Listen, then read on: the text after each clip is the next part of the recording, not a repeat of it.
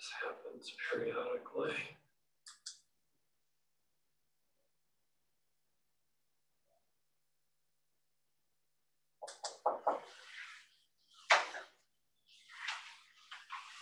So you guys aren't muted, just Yeah.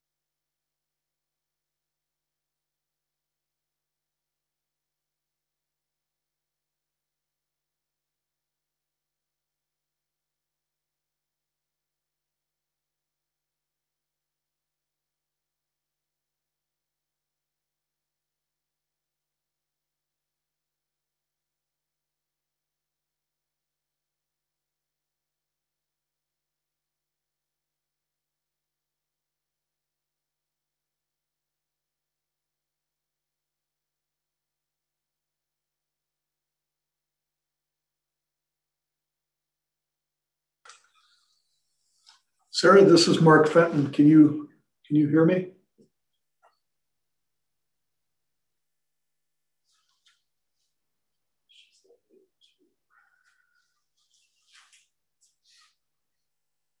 Sarah, it looks like you're on mute, but we're trying to test our system here. Can anyone hear us?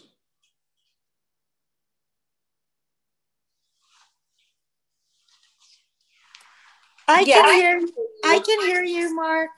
Okay, hi Judith. Can you see us? Yeah, I can see you too. Okay, you can see us. We can't see ourselves, but it's better that way. Guys, ready. So I think you're right about that in my case for sure, Judith.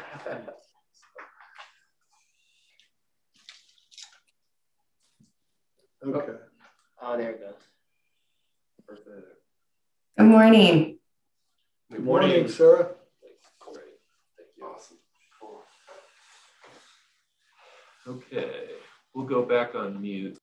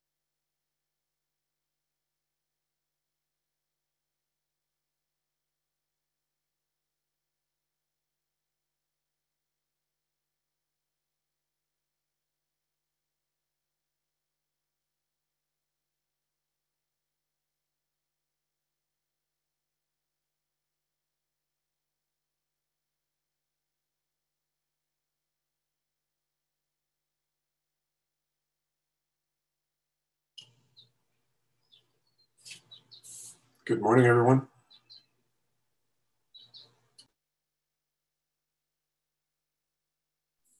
Good morning, Wayne.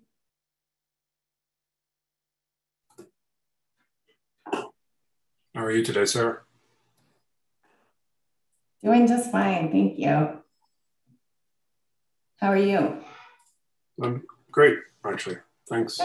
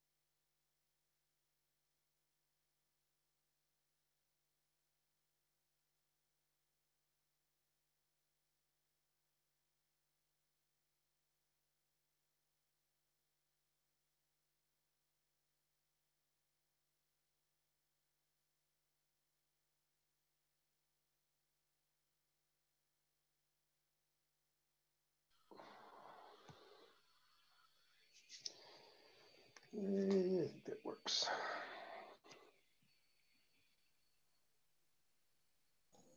Good morning, Mr. Chair. Good morning, everyone. Good morning. Oh, what a big, you got a big smile on. What's going on there? I have to dress up today. Well, clearly.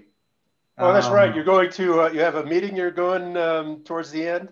Yeah, I'm going to be in this digital summit and be a part of a panel to present on the state of solar energy and storage and trends. So that starts at about 10:45. So FYI, I'll probably be out of pocket between 10:45 and noon, but I'll be monitoring the meeting by phone. Okay. And I think Jonas will just kind of prompt me, but I will be multitasking. Okay, I'm gonna plan to put the PNM Greater Kudu? stuff of Greater Kudu, yeah, towards right up front, so we can get that out of the way and be sure you don't have a conflict. That'd be great. Thank Okay. you, Mr. Chair. Steve? Yeah, Cynthia, Good I got your morning. message about Jason. Yes. Yeah, we'll be sure he gets a chance to comment right up front. Thank you. Good. Just want to make Okay. sure. Okay. Terrific. Yeah. We're on it. We got everyone else on board. Jeff, you Good here? morning. I am. Oh, everybody's sounding cheery this morning. And Teresa, Commissioner Vicente Aguilar, are you here? I'm here. Okay, we're going to get this show on the road. Sarah, can you get the agenda up on the screen?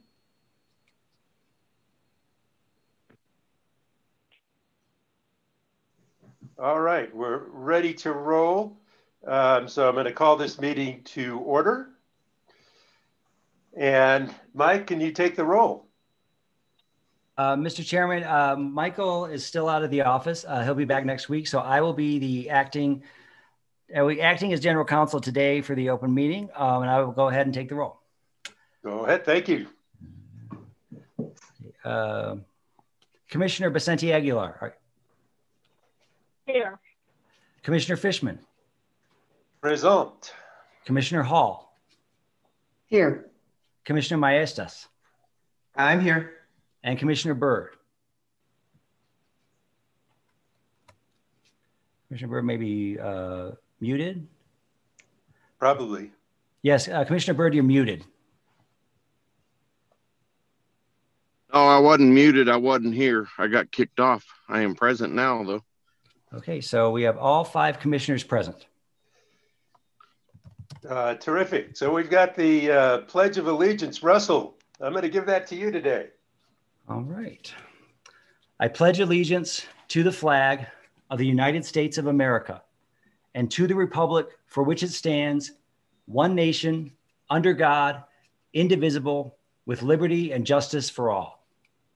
I salute the flag of the state of New Mexico, the Zia symbol of perfect friendship among united cultures.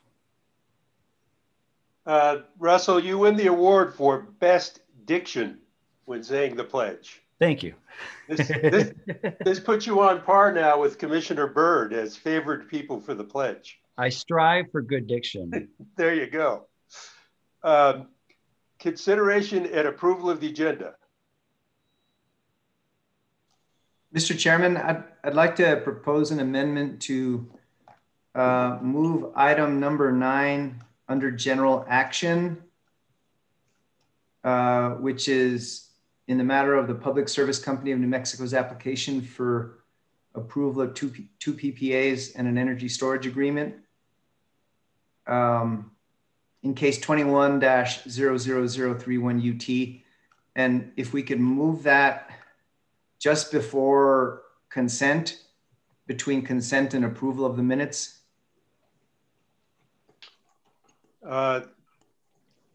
Any objections?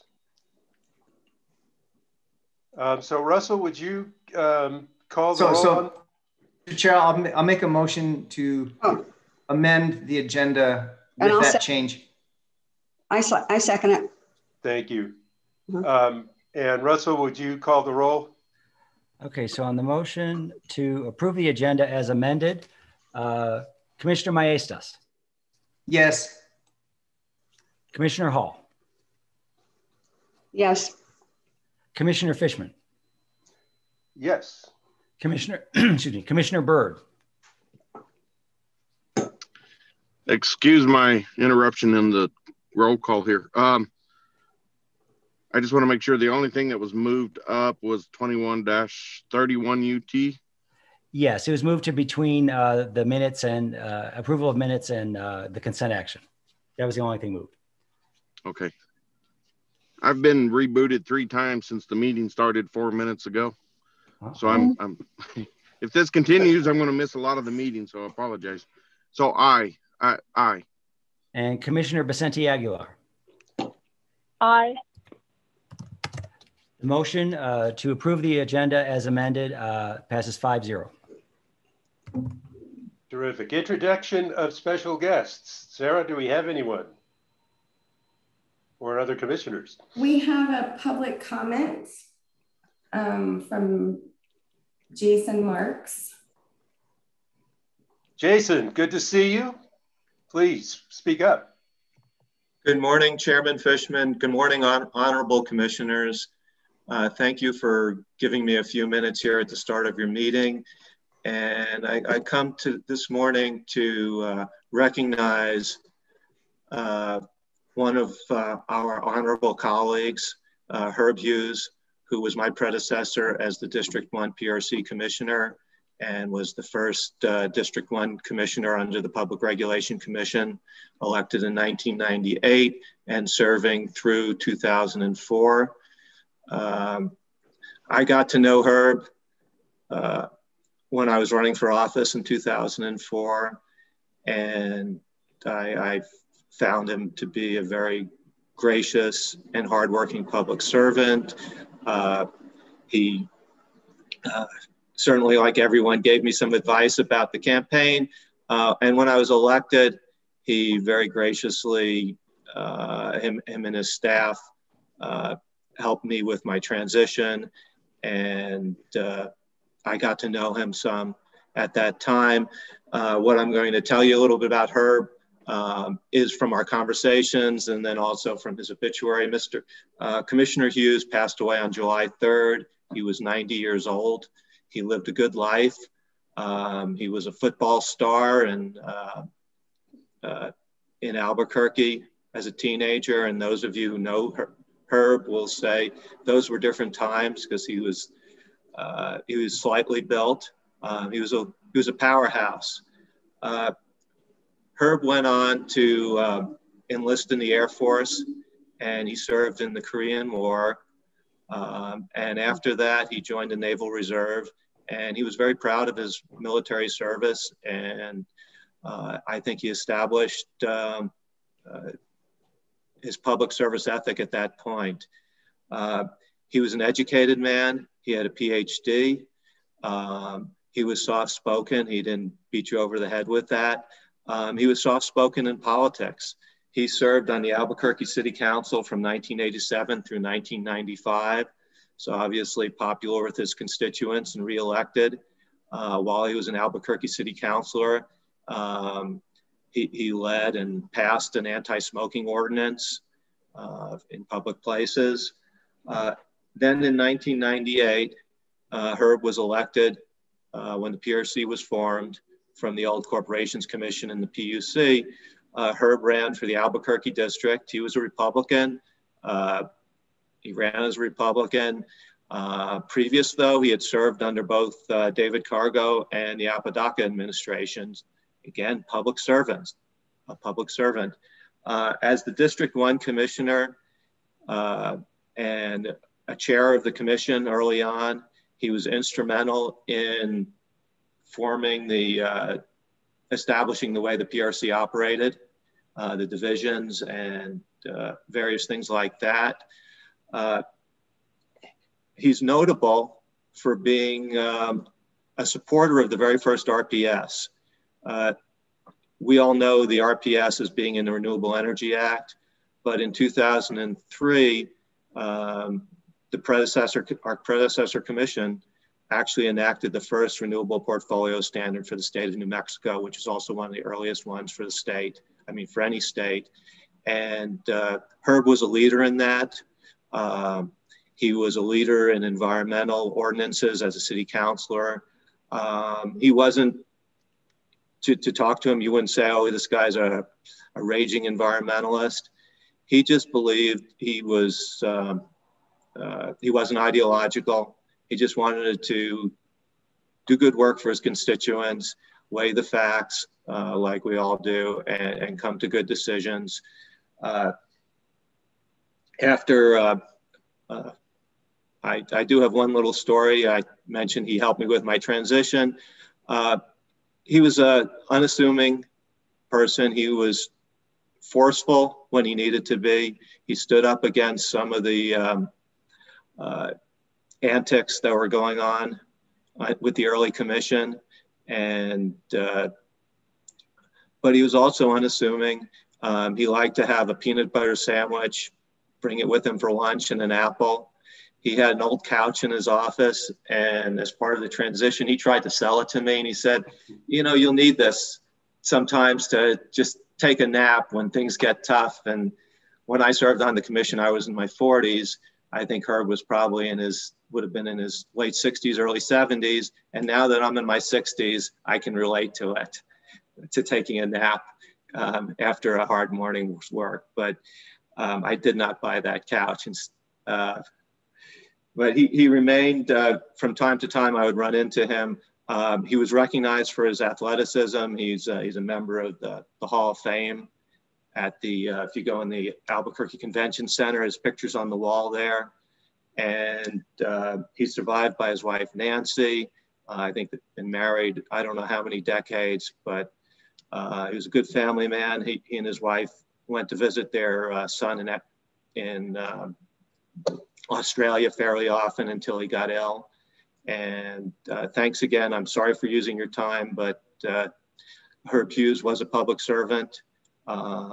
He served with distinction at the PRC, and he was a good New Mexican and Albuquerquean. And I'm proud to have been associated with him slightly and to have the opportunity today to share my memories and ask that those listening recognize and remember Herb Hughes. Thank you. Thank you, Jason. Really appreciate recognition for people who put in the time. The PRC can be, as you know, having been a commissioner, at times sort of a thankless task. It really is a public service position. And it's a lot of work, as all the current commissioners will tell you. And as you probably were telling them when they ran for office. So thank you so much. Thank you.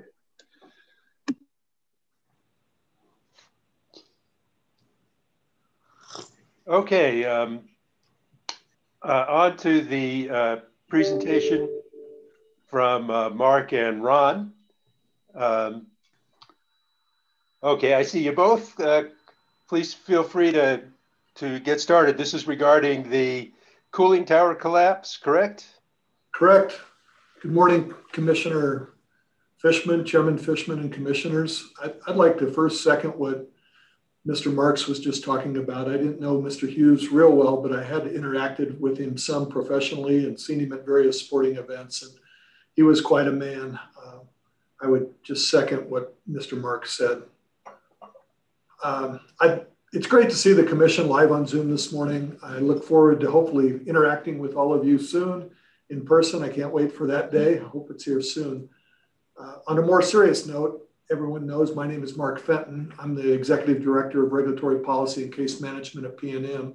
I'm joined today by my boss, who you all know and are familiar with, Ron Darnell. He's our Senior Vice President of Public Policy. We're here to provide the Commission with a status update on the unfortunate incident related to the cooling tower at San Juan Unit 1 that occurred on June 30th. The open meeting today provides us a good opportunity to meet with the Commission as a whole, considering this is the first open meeting since this event occurred. Last week, after the incident occurred, I was in contact with the acting bureau chief, Jack Sidler, who had questions related to the cooling tower event. We communicated back and forth a couple of times to ensure all of his questions were answered, and I believe Jack was satisfied with the details and status of the incident I provided him. Typically, we don't contact individual commissioners regarding operational issues of this nature if it's not impacting our reliability and the ability of to serve our customers. As you probably know, the wholesale market prices in the West can be impacted if too many public details related to a generation outage of this nature is known widely. In order not to be vulnerable to higher prices from potential suppliers, we are careful with public dissemination on incidents of this nature. Today, Ron has about a 5-minute update of the cooling tower event. One of the most important principles for our company is safety, right along with providing reliable power to our customers. We're happy to tell you that there were not any injuries at the plant because of this incident. In a nutshell, while we don't know the cause of the event, there is an ongoing investigation being conducted through the insurance provider and independent engineers and contractors, and we're working diligently to resolve the issue, and we expect the unit to be back online in the next few weeks. With that, I'd like to turn it over to Ron, and we'll certainly have an opportunity at the end of this to answer all the questions the commission has related to this topic. Ron? Good morning, Mr. Chairman and Commissioners. As we discussed the Unit 1 cooling tower event today, I want to begin by recognizing our employees at the power plant.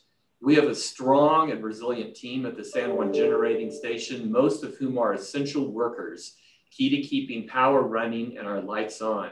Now, these workers could not work remotely during COVID, and they showed up every single day. We are grateful for our San Juan employees and their experience and professional response to this situation.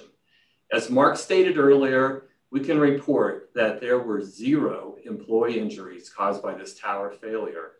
We reassure the Commission that there have been no compromises with regard to employee safety, public safety, or environmental compliance as we transition this site for shutdown next year. Safety of our employees and our contractors is still our #1 priority. Now, physically, the cooling tower is located a substantial distance from where the plant personnel are typically located. A cooling tower in its simplest form is an evaporative cooler, like a swamp cooler. The technology is also commonly used in commercial HVAC applications. At a power plant, the cooling tower acts to cool the exhaust from our steam turbines so we can recycle and reuse the water in our system. Now, cooling towers are most commonly constructed of wood, including the Unit 1 and 4 cooling towers at San Juan. In fact, our cooling towers are the only wooden structures on the entire power plant site. Now, wood is the chosen material for cooling towers because it won't corrode when exposed to constant contact with water and air, unlike steel, for example. As the San Juan Generating Station, Unit 1 and 4 have dedicated cooling towers, the cooling towers, along with our plant equipment and major machinery, are inspected periodically with repairs made on an ongoing basis. The last repair to the Unit 1 cooling tower was in 2020, and none of our inspections showed any warning sign of potential failure. In the days since the Unit 1 cooling tower failure, our teams have demonstrated great determination and grit in supporting employees and working to return the unit to service for our customers. We have been working with inspectors and have contracted with experienced contractors to have debris analyzed so that it may be safely removed, and are preparing the site for a cooling tower rental that will be installed later this month at San Juan. Now, while cooling tower failures are not particularly common, and they sure aren't ever wanted, we are in an industry that plans for any possibility. That means there are rental towers available across the country. With these efforts already underway, we think Unit 1 will be back online and providing power to our customers within the next few weeks. We've also made sure that Unit 4 cooling tower has been thoroughly re-inspected, and we have confidence in its structural integrity. We have initiated an endeavor to identify the root cause of this failure along with our insurance provider's investigation so that we can understand what happened and also help ourselves and others in our industry with lessons learned for the future. The P&M system is designed to meet customer needs as a whole system. This provides for potential equipment outages and may or may not result in market purchases. That decision is based on what makes economic sense for our customers. In order to supply our customers with the most affordable resources, we economically utilize all available resources, including accessing the market to meet load. or using the market when it is cheaper than producing our own power. And this process is no different when we have plant outages, whether they are planned for maintenance or due to equipment failures. This past weekend is evidence of the system's ability to meet high load demands during high temperature conditions. However, even though in this time period, PNM was able to meet customer load without San Juan Unit 1 online. Now, Unit 1 is still a critical resource necessary to serve PNM customers until it shut down in June 2022. While we have been experiencing significant load on the system with persistent hot weather, we've been able to meet our customers' requirements without any other generation-related issues. We appreciate this opportunity to speak with you today, and we'd be glad to answer any questions that you may have. So, commissioners, any questions, thoughts? Yes, Mr. Chair. Go ahead, Commissioner Hall. Thank you. And good morning, Mr. Darnell and Mr. Fenton. It's very nice to see you, and I appreciate you coming today. Good morning, Commissioner Hall. Thank you. I guess, I believe I sent you a number of questions, and I'm going to ask you those, although you've probably partially or completely answered some of them. But I just wanted to ask a question preliminary to that, based on what Mr. Darnell just said. I guess I'm confused. Has the San Juan generating station, any part of it, been used continuously prior to, I mean, is it in continuous use, or do you use it intermittently? I'm just not clear from what I heard. I thought I heard you mention about it getting back online. So maybe I misheard you. Could you just tell me whether it's being used intermittently now or continuously? Mr. Chair. Go ahead. Oh, sorry, Mr. Chairman, Commissioner Hall. No, it is, San Juan is still operated as a baseload plant. When it's available, it's online. I think what you may have heard me say is that Unit 1 is offline, obviously, with this incident, but Unit 4 was also down for a plant outage, and that led to the opportunity to do a re-inspection. Unit 4 is back online as we speak. I see. Okay. And units 2 and 3 they're no longer online, right? Through the BART case, the 13-00390 case, we shut those 2 units down. Right. I remember that. I am aware of that. But okay, well, that clarified it. I appreciate that. So I had a couple other questions. So you're still investigating what the cause of the collapse was then, right? You don't know the cause exactly yet. Chairman Fishman, Commissioner Hall, yes, that is correct. Both the company and the insurance company are doing root cause analysis in parallel. There has been an opportunity to go through the debris. We certainly will do our best to leave no stone unturned to figure out how this incident and why it occurred. So I guess I sent you a number of questions, but they all kind of revolve around not all of them, but a number of them revolve around the idea of, did you have any sense or awareness that something like this might happen at that tower? Or was it just a complete surprise? I assume you're maintaining things, but I just wondered, what level of scrutiny it had received in the past. Mr. Commissioner Fishman, Commissioner Hall, yes, as I mentioned, there were periodic inspections. In fact, the day before this incident, I was up there yesterday talking and trying to prepare the best I could for this meeting. But I was talking to the plant supervisor, and he said that he had been at the tower the prior afternoon, and his engineer was there with him who said this is structurally sound. So it was, I mean, obviously it was a surprise, and we would always do everything we could to prevent anything of this nature. That's why the root cause analysis is so important, and why I mentioned no stone will be left unturned to figure out why this happened. I agree. I'm glad you're doing that.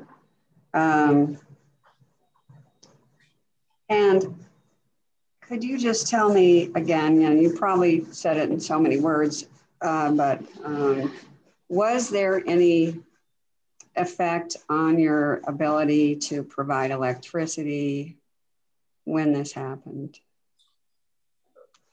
Chairman Fishman, Commissioner Hall, the plant did go down. So obviously we were not getting electricity from Unit 1, but no, we were able to cover, we have been able to cover that loss of supply from Unit 1, and our customers have been not impacted one iota. So, and I take it from what you were saying about purchasing on the market, that's probably what you did. Is that what you did? Commissioner Fishman, Commissioner Hall, yes, that's correct. Okay. So since then, it's remained down, but you're continuing to cover for the lost electricity by purchasing on the market. You're continuing to do that, right? Chairman Fishman, Commissioner Hall, yes, that is correct. Our crews have done a superlative job. I mentioned I was up there yesterday. I could still see the light standards or towers that they were using to work around the clock. The towers themselves sit in what looks like a very large reservoir, kind of the shape of a football field. All that debris has been cleared, and in preparation for putting these temporary towers in, and that's all with the objective of getting Unit 1 back into service as quickly as we can, obviously safely. Does the root cause investigation or any other investigation you might be doing look to see if any other structures on the facility or on the site are susceptible to falling down to? Yes, that's Chairman Fishman, Commissioner Hall, that's an excellent question. We brought in another set of inspectors immediately and re-inspected Unit 4's cooling tower, the other only active unit there. And just to make sure that we've done everything possible to make sure this doesn't happen again. Yeah. But that root cause analysis hopefully will be very informative. And once you do that, are you going to develop some sort of plan that you, I guess, haven't had in the past? I mean, I would think you would want to have some sort of plan to try to ensure this kind of thing won't happen again. I think it will depend on what we find out in the root cause analysis, right? At this point, we don't know what the cause was. So yeah, makes sense. That's kind of speculative to answer that at this point. Okay, well then, my concern when I heard about it, and I know I mentioned that when I wrote to you initially, Mark, was that I learned about it in the news, like 9 days after it happened. And I know you say you don't routinely let us know about operational events like this, but I guess, yeah, I do hear from you guys when you have an outage, and you say, I mean, of course, you didn't have an outage apparently as a result of this. That's correct, right?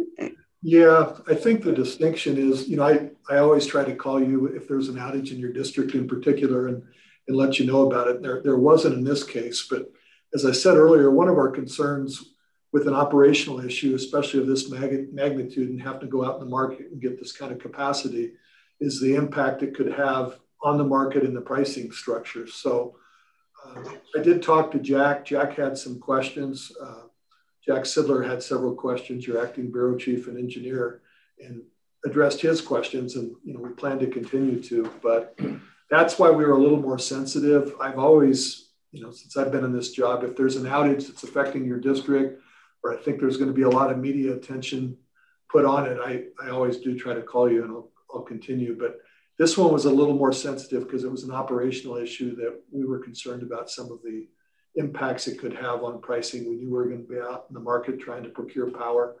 We start talking about what happened, how long it's going to take to come back online. There were concerns. So that was the logic. You thought you might be gouged, price gouged? Yeah.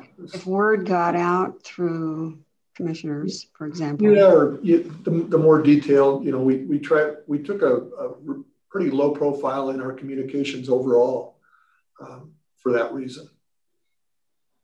And we were able to meet the customer's load. There wasn't any outages as a result of this. So that was the logic, the communication logic. I see. Okay. Well, I respect your, your prerogative to make your own business decisions and that sort of thing, but it just seems, well, I don't know. It just seemed like it would be the sort of appropriate thing to let the commissioners know. I mean, we're good at keeping private, information private if there's a good reason, like if there will be a bad cost effect. I mean, we can keep confidential, I would say, things like that. Our concern is whether or not prices will be optimal for customers under any kind of circumstance, really. So, anyhow, I appreciate your answers to my questions. Yeah, one thing I should have also said, as this is ongoing, we plan to keep Jack Sidler and staff, John Reynolds. I plan to keep them very up to date on what's going on. So I'll be contacting them regularly as things develop. So I wanted to share that as well. Yeah, and I'm glad you mentioned that, because I just wanted to mention to you, I mean, just because Jack Sidler knows, he's on staff, and because staff appears before us so much, we pretty much don't communicate with staff. So I wouldn't have expected staff to feel that they needed to let us know. And like I say, commissioners are just as adept as staff in keeping confidential information that is, something that's sensitive in terms of protecting consumers, ability to enjoy the best prices you can find. So, I'd encourage you to trust us in the future, but, I do respect how you need to see things in the market. So in any case, I'll let it go with that, but. Well, I do want to comment on that, Commissioner Hall. I totally trust you. I don't want there to be any implications that not contacting you meant a lack of trust to any of the commissioners. So I just want to put that on the record. Okay. Well, in the future, I'd like to hear if there's something like this, because without knowing what the whole story, which you guys obviously don't know, it's just something that can impinge on your ability to provide service. And that's where I feel like it is kind of my job to, at least be aware of it. So that would be my take on it anyhow. So thanks for your time. And I really do appreciate you working hard to get prepared for today. And thanks very much. Mr. Chairman. Yeah, Commissioner Maestas. Thank you. Good morning, gentlemen. Mr. Darnell and Fenton, thank you for coming in. I'm not going to go over the same issues. I think Commissioner Hall really covered a lot of ground in this, but I guess just to present the context from the public's perspective, I think we're all very aware that there's a lot of attention to the San Juan Generating Station and its pending abandonment, and a lot of attention regarding the merger, and even more attention to Chairman Fishman's credit, attention to the focus on margins during this heat wave. And so there's a flurry of thoughts going on here. And in the absence of information on this incident, I think imaginations ran wild, and many constituents were calling me with different perspectives related to all those issues that I just mentioned. But I think, in looking back at this, and I think it's important, to always, kind of revisit how things unfolded. And I see this incident as much more substantial than an outage in a certain area, particularly in any commissioner's district, because of the hot weather and the attention to margins and the potential impact to operations, which we didn't know. There was a lot of speculation that this was going to impact the margin to cover any unanticipated demand during this hot weather. So I'm going to join Commissioner Hall and ask you guys to maybe revisit your protocols in what incidents qualify or warrant notification of commissioners. I think, and if it needs to be in confidence, we can do that. We can do that. If you come to us and say, look, this is confidential, just to assure us that there's no impacts to operations, no potential impacts in meeting any unanticipated demand. And I guess the last thing, as an engineer, when you go back and investigate an incident, you want to look at, what was employed in terms of the routine inspections, how thorough were they, what level of confidence in terms of time do you get soon after an inspection of a cooling tower structure. So I hope that you would come back and maybe talk to us about what you're going to do going forward in terms of your routine inspections once you get this back online. Let us know what changes, if any, you're going to make in terms of your inspections or any needed reinforcements. People are thinking that this abandonment is getting accelerated because of this collapse, but I know that's not the case, gentlemen. I think we all know that, but the public doesn't know. They just see different snippets of information. So I'm not going to belabor the point, but if you could come back and let us know what the outcome was of the root cause analysis, let us know when it's back online, and then just let us know what you're going to do differently going forward, as Commissioner Hall said, to ensure that it doesn't happen again. So I appreciate you guys coming in. I'm very thankful that there were no injuries. I think that is the most important outcome here. So, so again, thank you, gentlemen.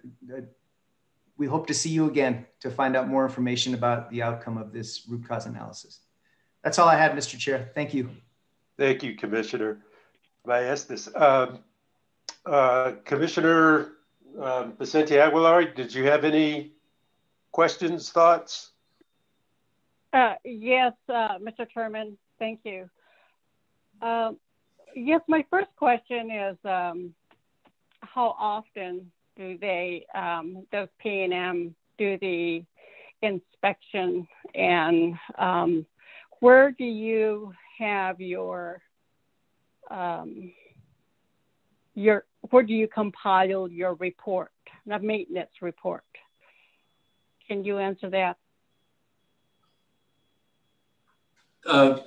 Commissioner Cynthia Aguilar, yes, let me do my best. The inspections I mentioned were performed periodically. So anytime there is there's a planned outage, there is an inspection, and that's what led to some repairs that were made in June 2020.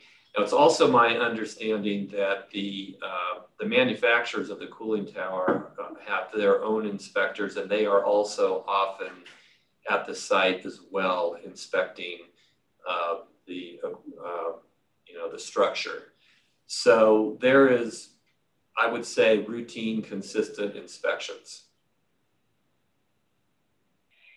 And do you have an emergency drill for your workers that are employed at San Juan Generating Station? And when I say safety drills, do you have a record of that? Commissioner Cynthia Aguilar, I mean,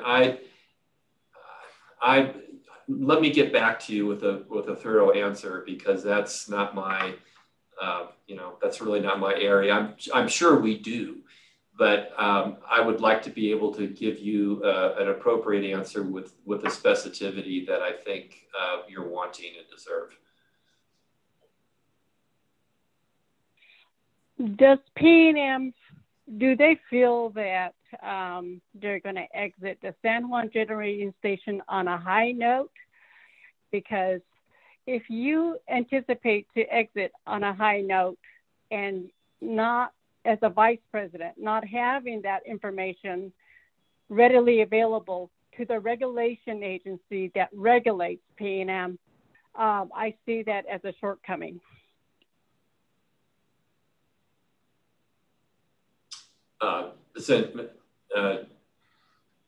Commissioner Vicente Aguilar, my goal is to get you the information that you need, and there are people in management at the plant that can answer that question better than I can, and we will get you that answer. Since January 2019, which I am very well aware of, we have not heard from P&M CEO Pat Kalon, Vincent, and well, I think it's Vincent Kalon, and other utility companies. Frequently, we hear from the CEOs within the last 3 years. Is there a reason why CEO Pat Kalon is very much hidden over the last few years? Commissioner Vicente Aguilar, I do know that Pat, the CEO, Pat Vincent Kalon, and I have made a practice of visiting the commissioners at least once a year personally in their offices. The COVID crisis has actually prevented that. But as things return to normal, we would be happy to call on you in your offices in Santa Fe, as has been our custom.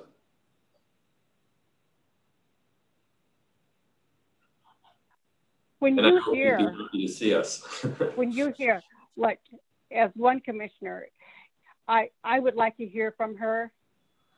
We have not heard from her since the decision was made to close the San Juan Generating Station. And I speak for my constituents.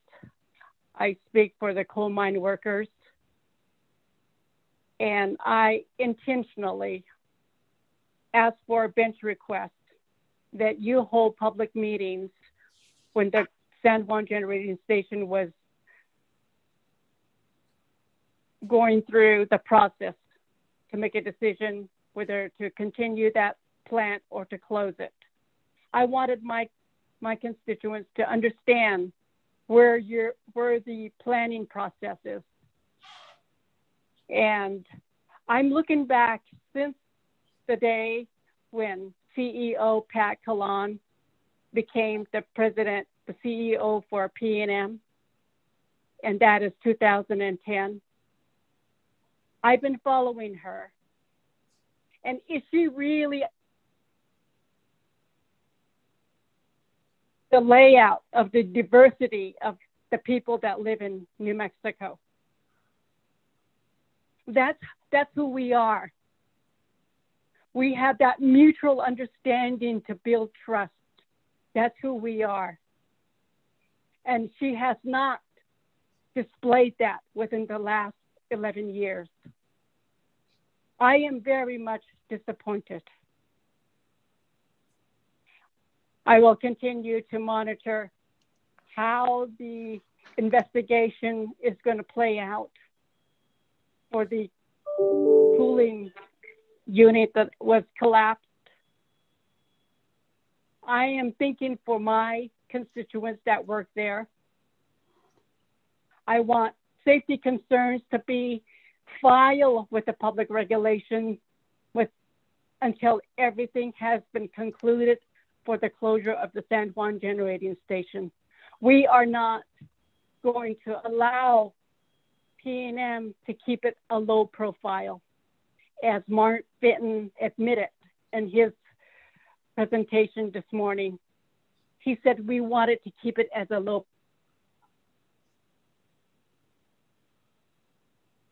We want to create trust. We want that mutual understanding that the people of New Mexico is taking care of. Not only the repayers, but the people that produce the power for decades for New Mexico.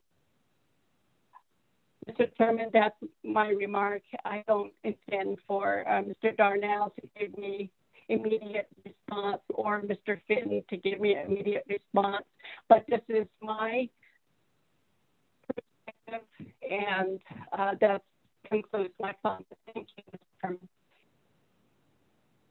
Thank you, Commissioner. Commissioner Byrd, did you have any thoughts or comments? Well, I have a quick question, Mr. Chairman. Thank you. Sure. I hope it's quick. Good morning, Mr. Fenton, Mr. Darnell. Good morning. Thank you for coming and talking to us today. So I'm curious, you've mentioned that you had regular routine inspections, but it, sounds like at least the ones you kind of mentioned there was just a visual inspection. How often do you rigorously inspect these towers using like thermography or something to check the rebar and the structure of the concrete and stuff? What's the routine? Is it just during turnarounds? They are inspected thoroughly, every time there is a planned outage. I don't have, that's why this root cause analysis is so important. The strength of the wood is tested. Obviously this is the last thing that the company wants to have happened. And the root cause analysis is really important here, because at this point in time, we don't know anything. We do not know of anything we would do differently. As I mentioned, we were, the plant manager was was at the cooling tower hours before this happened, and the engineering staff determined that it was structurally sound.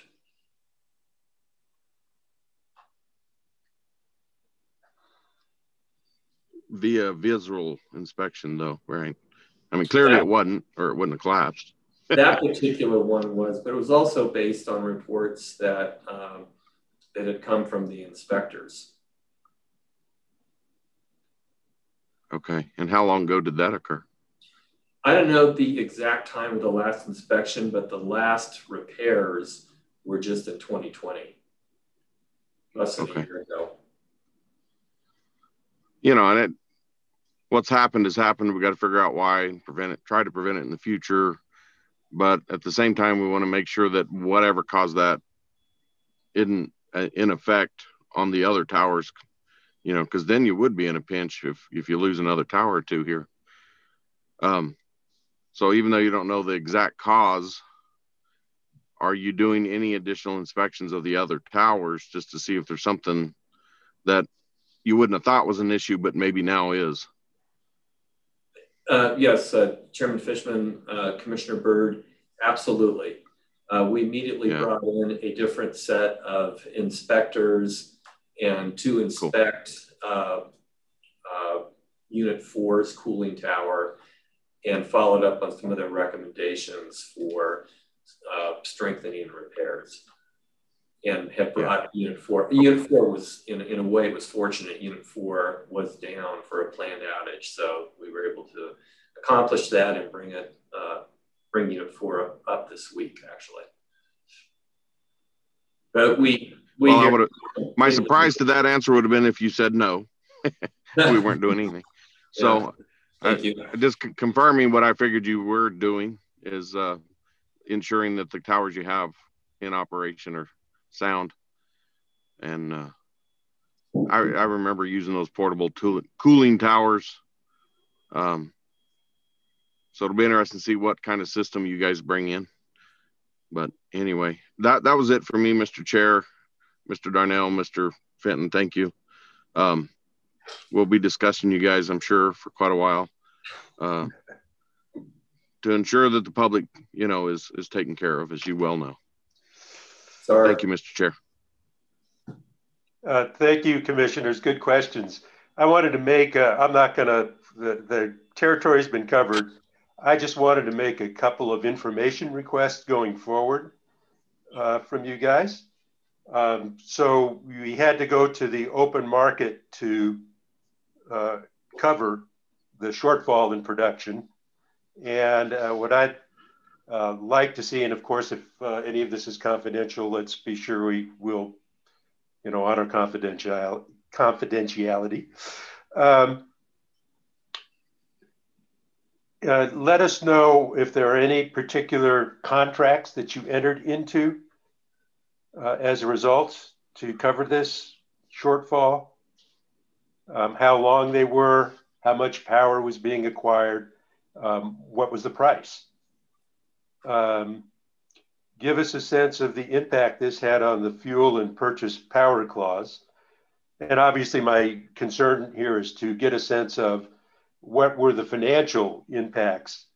I should say thank you for being sure that we didn't have any power outages, and you guys are to be commended for that, and that you managed to cover, but I think we should know what the cost of that was.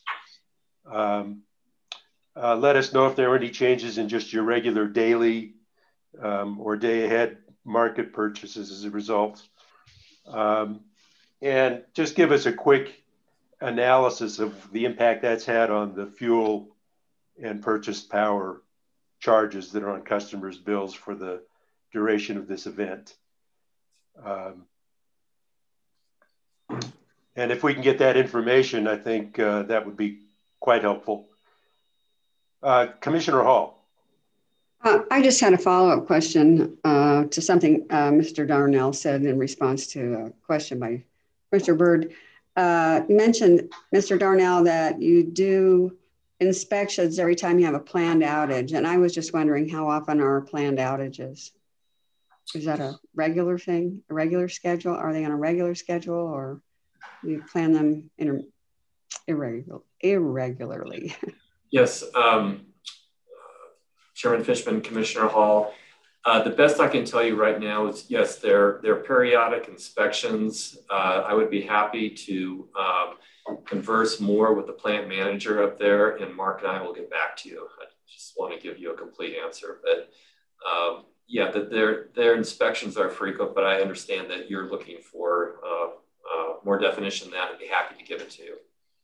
Okay, I appreciate it. Yeah, in general, I'd like to know how often they get inspected, and if planned outages, which trigger inspections, are regular or not. And if not, on average, how frequent they are. Sure, we can get that for you. Okay, thank you. And Mr. then Chairman, before we move on, I'll just make one final comment is, I agree with Commissioner Hall that the commissioners can be trusted with confidential information. Yeah, it's a little frustrating for us sometimes because when dockets are proceeding, there's lots of things we have to keep our mouths shut about. So we've had a lot of practice at not passing on information, and that if you guys let us know what might be sensitive and not sensitive, give us that information when you pass along the information, and we will honor it and respect it. And so just for the future, I think I think all the commissioners basically have sent you that same message. We hear you. Mr. Chair? Yeah.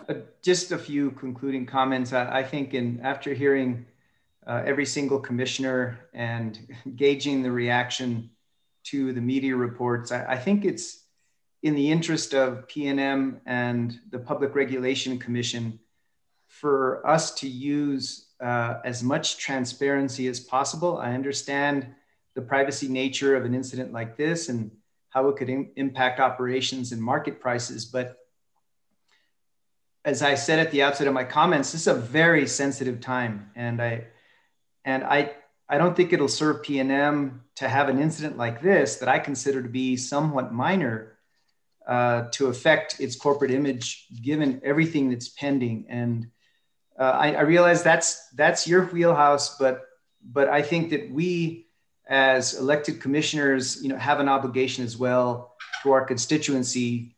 They expect us to be informed. They expect us to be knowledgeable and engaged. And I think we started.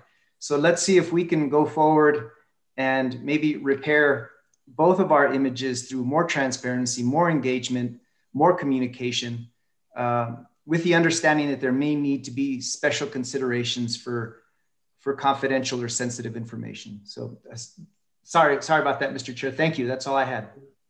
Not a problem. Chairman, okay, I think we're... Chairman Fishman, I'd just like to close. Sure. One comment. I've heard the commissioners loud and clear today on the communication and the transparency. And I've definitely heard you, and going forward, we will take that into account. Well, I appreciate that. Thank you. Thank you. Okay, so on to the next item. Mr. Chairman, move to approve the minutes of the June 16th, 2021 open meeting. I'll second that. Any commissioner comments? Russell, take the roll.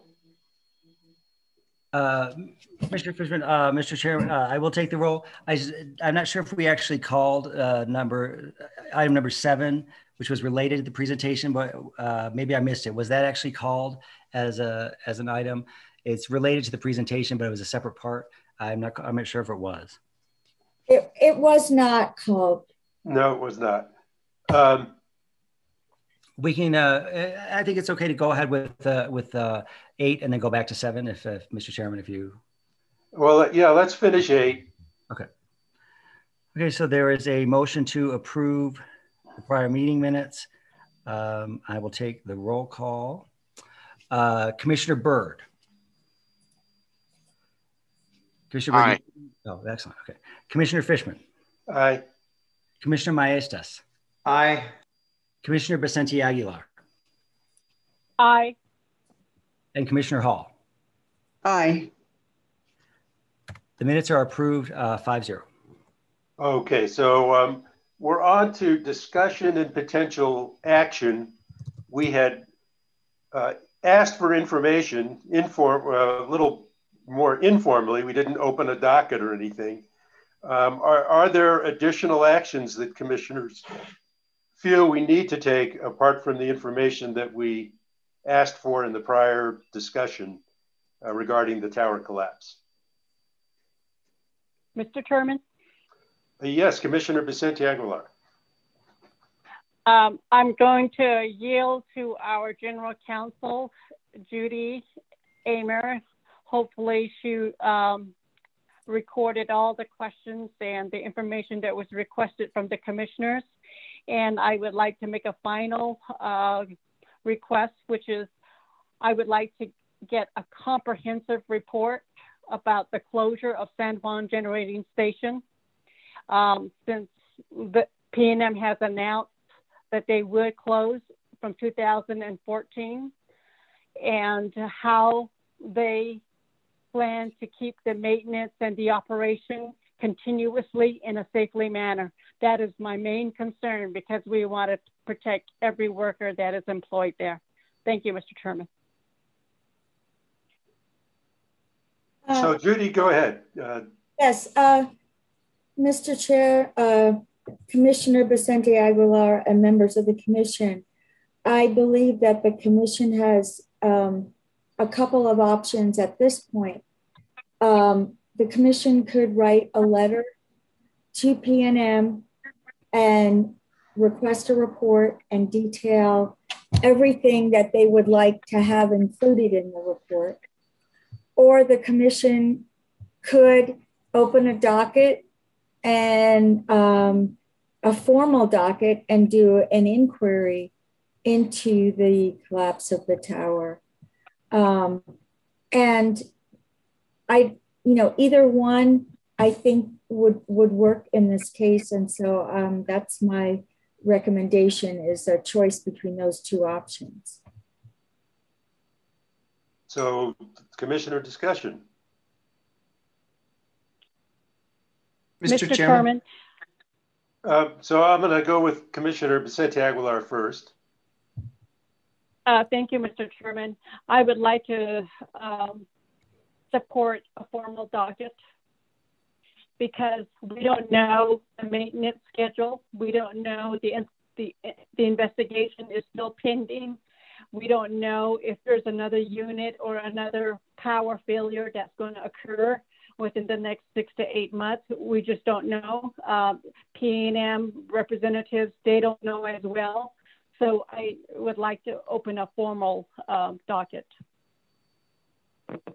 Okay, other commissioners? Mr. Chairman, Commissioner Vicente Aguilar, is that in the form of a motion or? Yes, Commissioner Maestas, thank you very much. I would like to make a motion to open a formal docket. Thank you. Mr. Chairman, I'll second that. Okay. Any further discussion from commissioners?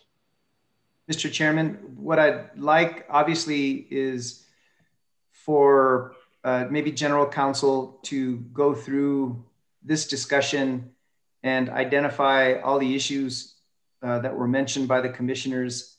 And that could be at least the initial set of questions in the notice of inquiry in this docket. So I think that'd be a good start. So I'd suggest that, Mr. Chairman. My thought is we could take a vote on whether we want to open the docket. And then if we were saying yes, then we can specify a little more to Judy exactly what goes into it. So if commissioners are comfortable with that. Mr. Chair, could yeah. I just make another discussion comment? Sure. I'm generally in favor of opening dockets to do inquiries. What I'm hearing from P&M at this point, though, is they don't have a ton of information themselves, and they have to wait for their insurance company and somebody else to complete this investigation. So I'm sort of wondering whether this is the best use of staff time right now, because, I guess their only avenue of information would be from the company. Well, maybe not. I mean, I guess the fire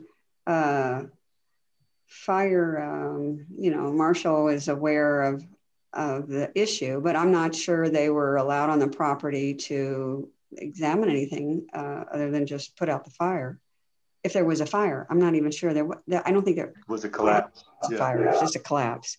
So I guess to me, that would be sort of a preliminary question. Is there some information available to be collected at this point?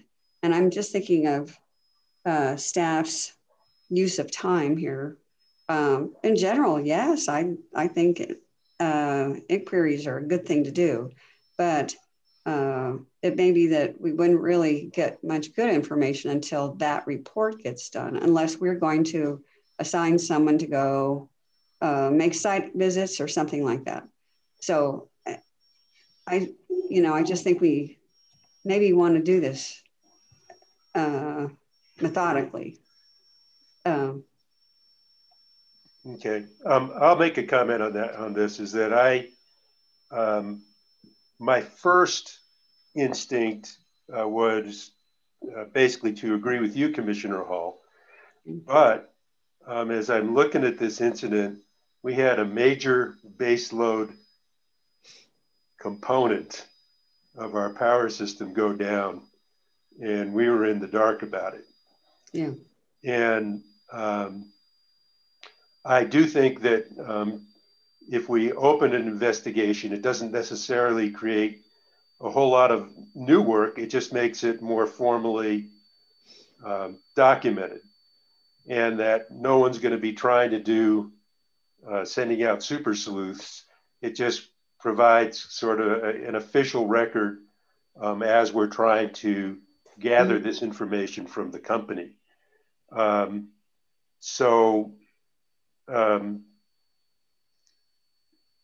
think my second instinct on this is a better one, in that I agree with Commissioner Vicente Aguilar. Mm-hmm. But it's probably good to set up something that we document what we found out about this through a docket, and that we just manage that docket appropriately so it doesn't turn into more work than it needs to. You know, Mr. Chair, I don't disagree with you. Actually, as I was thinking, my mind sort of got to that point as well. So I'm glad you're articulating it, and I agree. I think there will be, we should open the docket, and there will be time when we can initiate things and then continue to investigate as more information becomes available. So yeah, I think I agree. It's better to start now. Any other comments before we take a vote on opening an investigation? Okay, Russell, please take the roll. Commissioner Hall. Aye. Commissioner Maestas. Aye. Commissioner Byrd. Aye. Commissioner Fishman. Aye. And Commissioner Vicente Aguilar.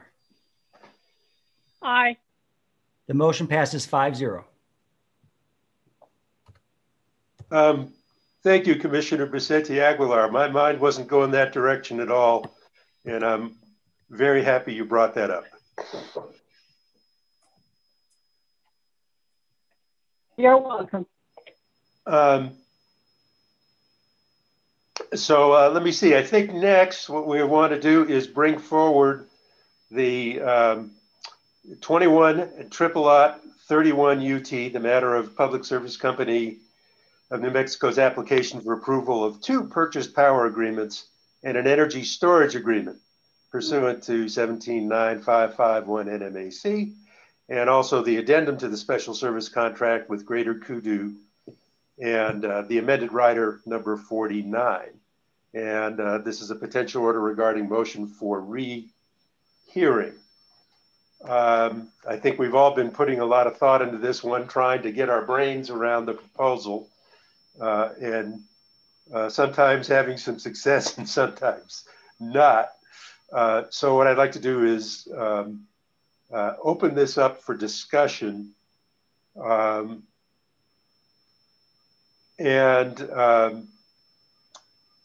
I guess my particular focus for today is not necessarily to talk in detail about all the issues, but decide how we want to go forward to be sure that we actually understand all the issues.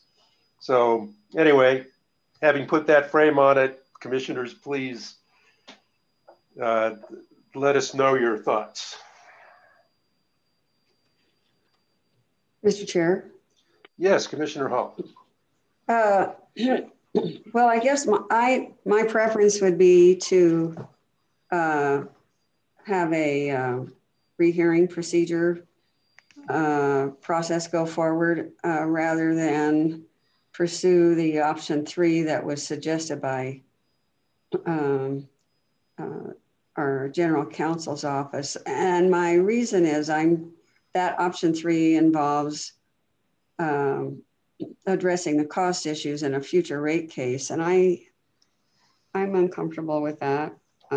We've had that be a problem for us in the past recently and in another case. And I think we should be able to have enough information presented in a hearing that we should be able to understand the issues, and we should be able to make a decision. This case can't be somehow inaccessible to us intellectually.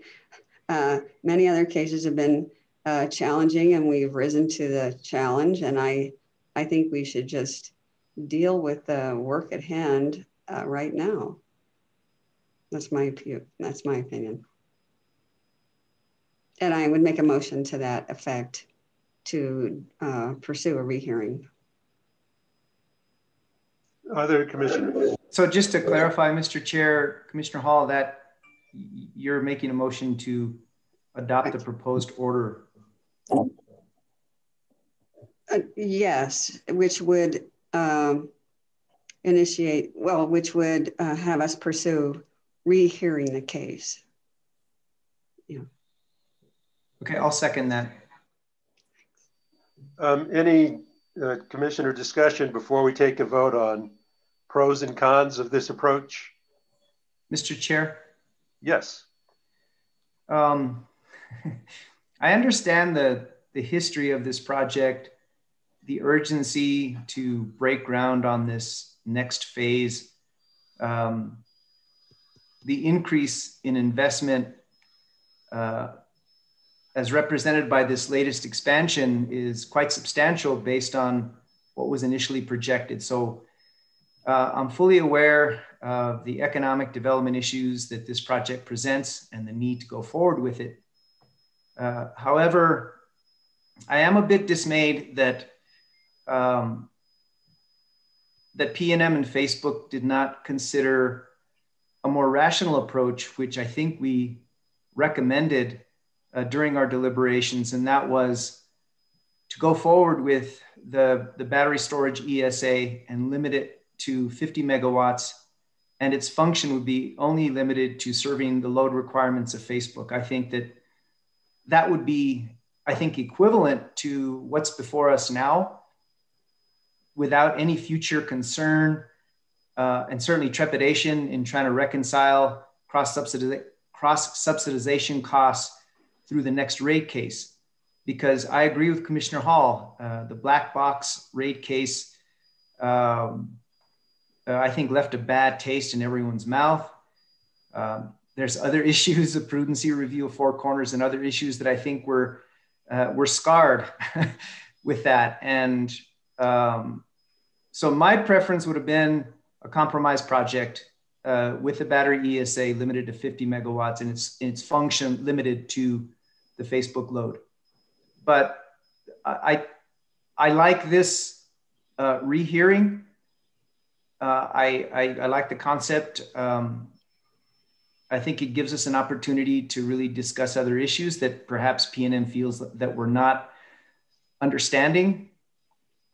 But during this process, my hope is that PNM will stipulate to a date-specific rate case, because in the black box agreement, it was quite ambiguous, and I think that was exploited.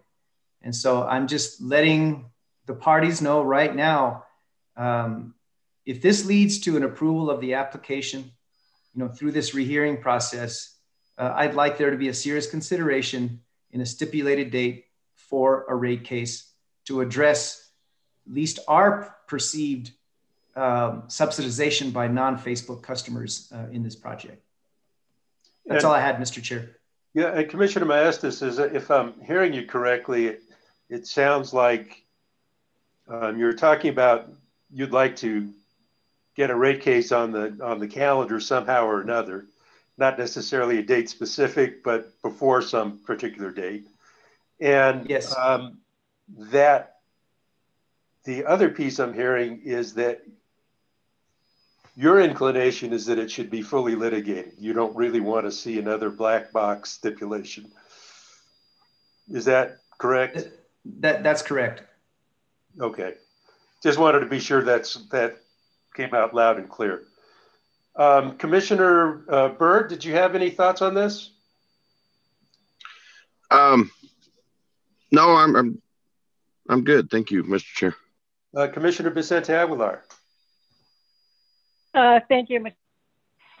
Yes, we definitely need to have a good, full explanation. I believe we spent one whole day of a hearing on this particular case. By the end of the day, we had many questions. Now, PNM understands where we're coming from, and hopefully they can come back and have firm information that will be good for renewable energy in general. Thank you. Okay. And my comment is, for all the reasons Commissioner Maestas pointed out, I'm obviously really interested in moving forward and having a successful deal structure so that we can go forward with Facebook, and we can go forward with Facebook on the terms of the agreements that are firm and that are in place. And again, the issue is fairness. In reading the motion, I will say there are some things that I clearly misunderstood from the last hearing, and that getting clarification on them is important. But I would also point out ahead of time that all the confusion around the addendum, the agreement, creates an issue for me, which is that it's going to be difficult for me to vote for an order that adopts the addendum as is if people are so confused about what it's saying and what it means. And that we need something that is written in a way that people can understand it.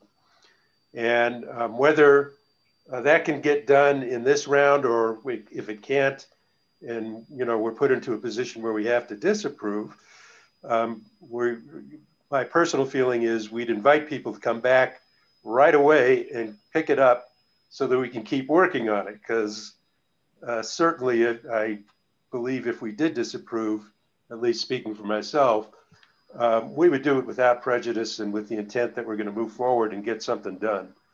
And that's what we want to do. We just want to be sure we're protecting the public in the process.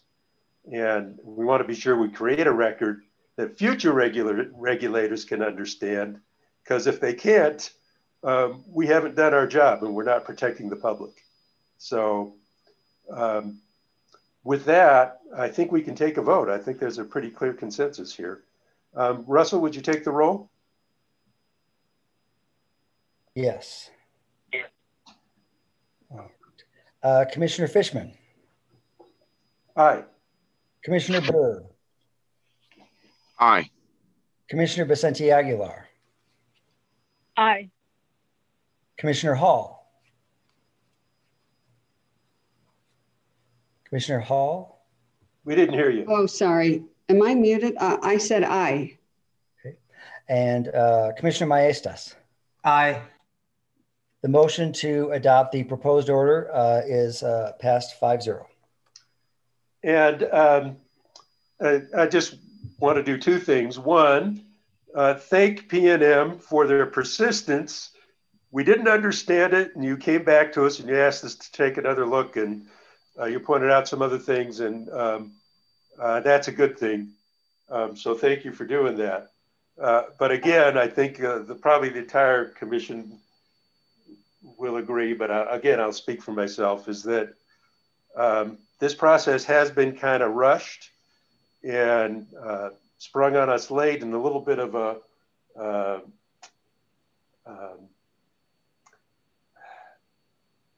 I guess I feel a little bit bullied to meet a timeline where something needed more thorough consideration.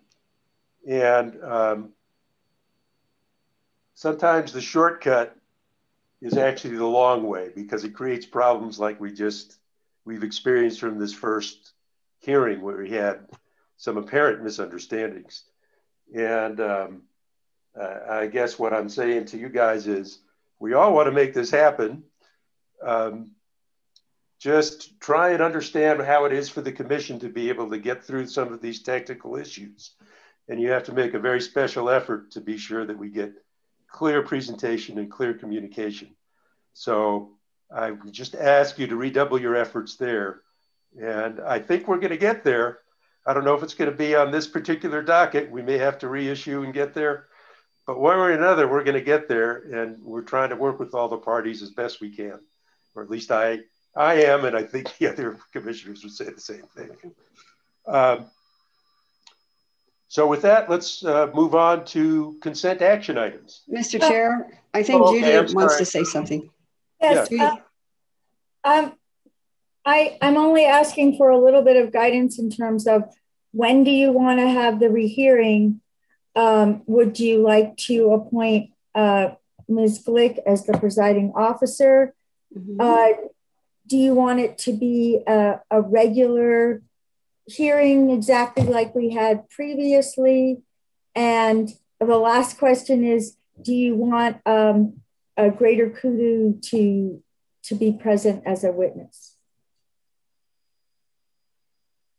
A whole list of questions. A greater kudo would be great if they would be there. It seems like they're an important party. I'm just speaking for myself, and then after other commissioners just load on. Commissioner Glick, I think she did the first hearing. Let's keep the continuity there in terms of her as the presiding officer. 3, which we should have made clear before I was rushing forward, is that I think commissioners need to feel comfortable sending out bench requests to be sure we get any additional information ahead of time. And it'll be pretty short, but commissioners need to be able to ask questions and get them on the record before we get to that hearing. So that I would specify that. Finally, I think we have a 6-month deadline that we have to make a yay or nay decision. And that's, do you know what that deadline is, Judy? August 7th. So that's coming up super quick. So what date would you recommend for the hearing? Well, I do know the commissioners are at a NARUC conference next week. If we could schedule a hearing for later in the week, next week, that way we could bring a potential order back on July 28th. If we don't have an order on July 28th, then the last date would be August 4th. And it's always better to give ourselves a little cushion. So my preference would be to have an order, a final order one way or the other by July 28th. So Friday of next week, I don't know, commissioners, it's the kind of thing where I think we'd want to clear our calendars. I'm not going to even look at my calendar, but if we want to do this, maybe Friday of next week makes the most sense. Would that be correct, Judy? Yes, or Thursday, but yeah, Friday would work. Otherwise, I'd ask for the extra day so people, if they have questions in a bench request, they can get them out, and P&M has a little bit of time to answer them. I agree. I think Friday is better than Thursday. Thursday you have a workshop. I'm sorry, Friday we have a workshop? No, on Thursday there's the second workshop in the IRP rulemaking. Okay, so that's another reason. Yeah. Yeah, I prefer Friday for the reason you stated, Commissioner Fishman, Chair Fishman. Thoughts from other commissioners? Friday the 28th, or not 28th. That Friday works best for me. 23rd. 23rd, yeah. Commissioner Vicente Aguilar? I'd like to go with July the 23rd. That's 23rd. Is that the Friday or the Thursday? That's Friday. Okay, good. Friday. Okay, sounds like we have a date. And a time? I want to do it at 9:30 or 10 o'clock. Let's do 10 a.m. That will be fine. 9:30 is fine. We don't know how long it'll take. 7:30? No, shut up. 9:30. Oh, you want 7:30, Jeff? Jeff is just trying to shame us. Yes. Burning daylight, cowboy. That's, yeah. What okay. about 9 o'clock? Yes. Mr. Chairman, what about 9 o'clock a.m.? Okay, we'll do 9 a.m. Yeah. We may need that time. Wonderful. And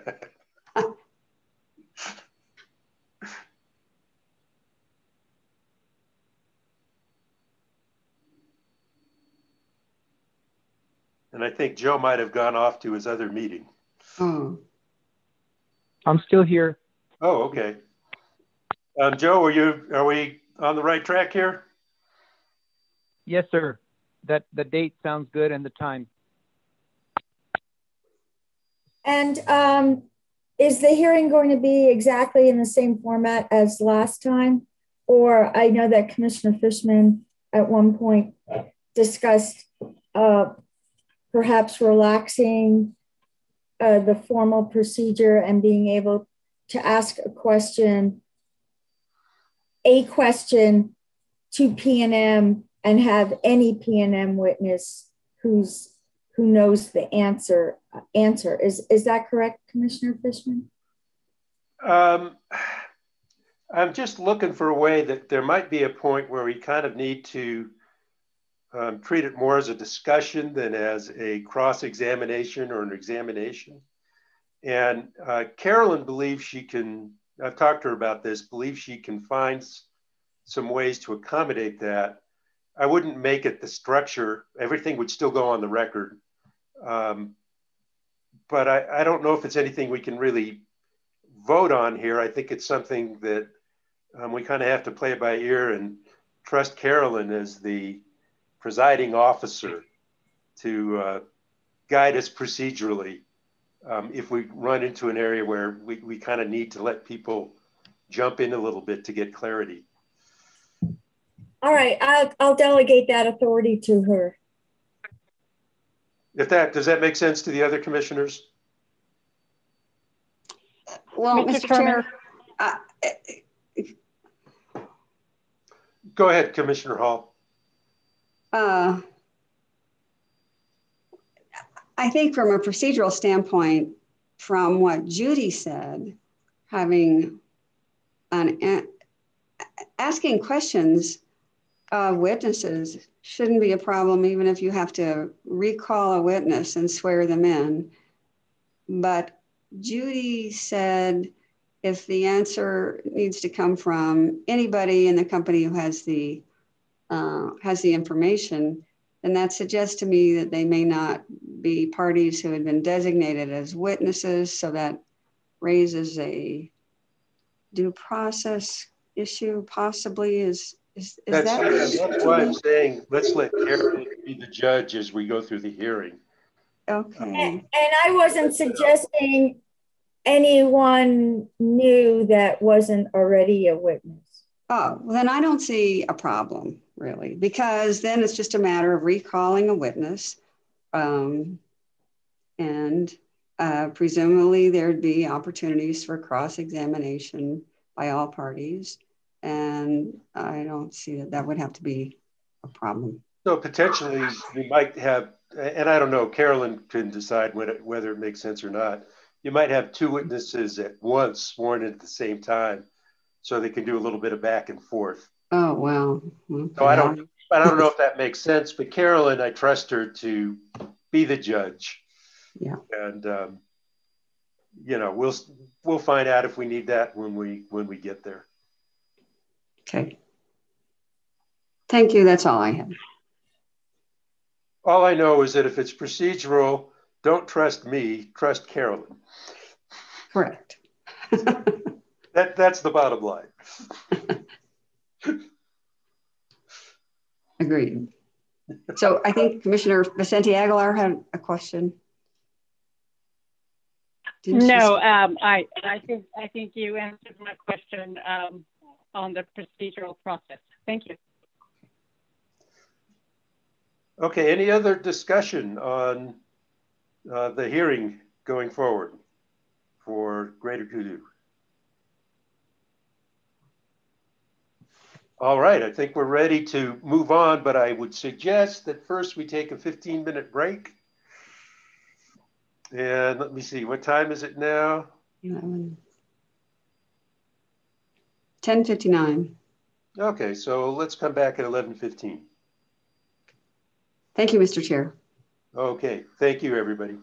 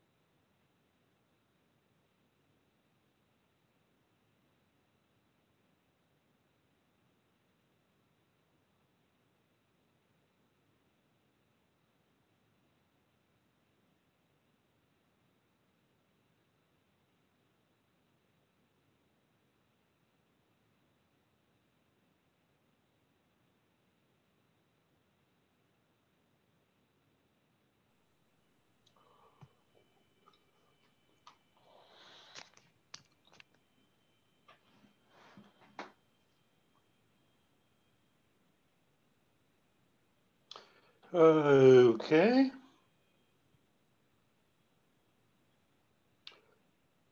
Can everybody hear me? Yes. Okay. Commissioner Vicente Aguilar, Commissioner Byrd, are you here with us? Yes. And Joe, I'm not sure if he's taken off at this point. Well, we will proceed. We're on consent action items. Mr. Chair, Commissioner Hall? I move to approve the consent agenda. Second. Second. Okay, we've got a motion and a second. And Russell, can you take the roll? Mr. Chair, before I take the roll, I will read the consent action items, if that is okay. Yep, that's what we do. All righty. Okay, I will strive for impeccable diction. Great. All right, so first items are transportation matters. 21-00103-TR-M in the matter of the application of Espanola Taxi Service LLC, DBA Espanola Taxi Service for a certificate to provide general taxi cab service. It's for a potential order regarding application for certificate.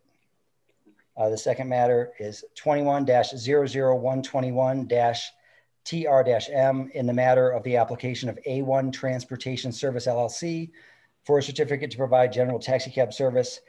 Again, a potential order regarding application for certificate. Third matter is 21-00151-TR-M in the matter of the application of Gawrick and Company LLC, DBA Private Car Service Santa Fe for a certificate to provide general shuttle service. Potential order regarding application for a certificate. 21-00153-TR-M in the matter of the application for American Medical Response Ambulance Service, Inc., DBA American Medical Response Emergicare for an amendment to certificate number 56829. Potential order regarding application for amendment to certificate.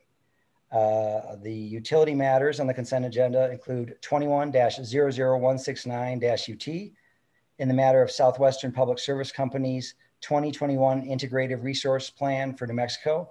Potential order regarding motion for protective order.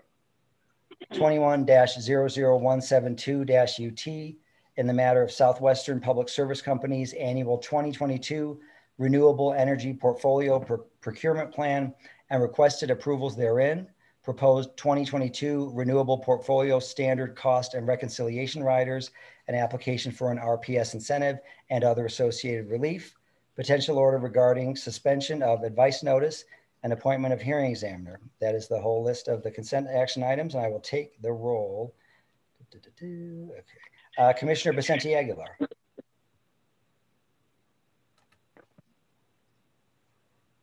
Commissioner Vicente Aguilar, can you hear me?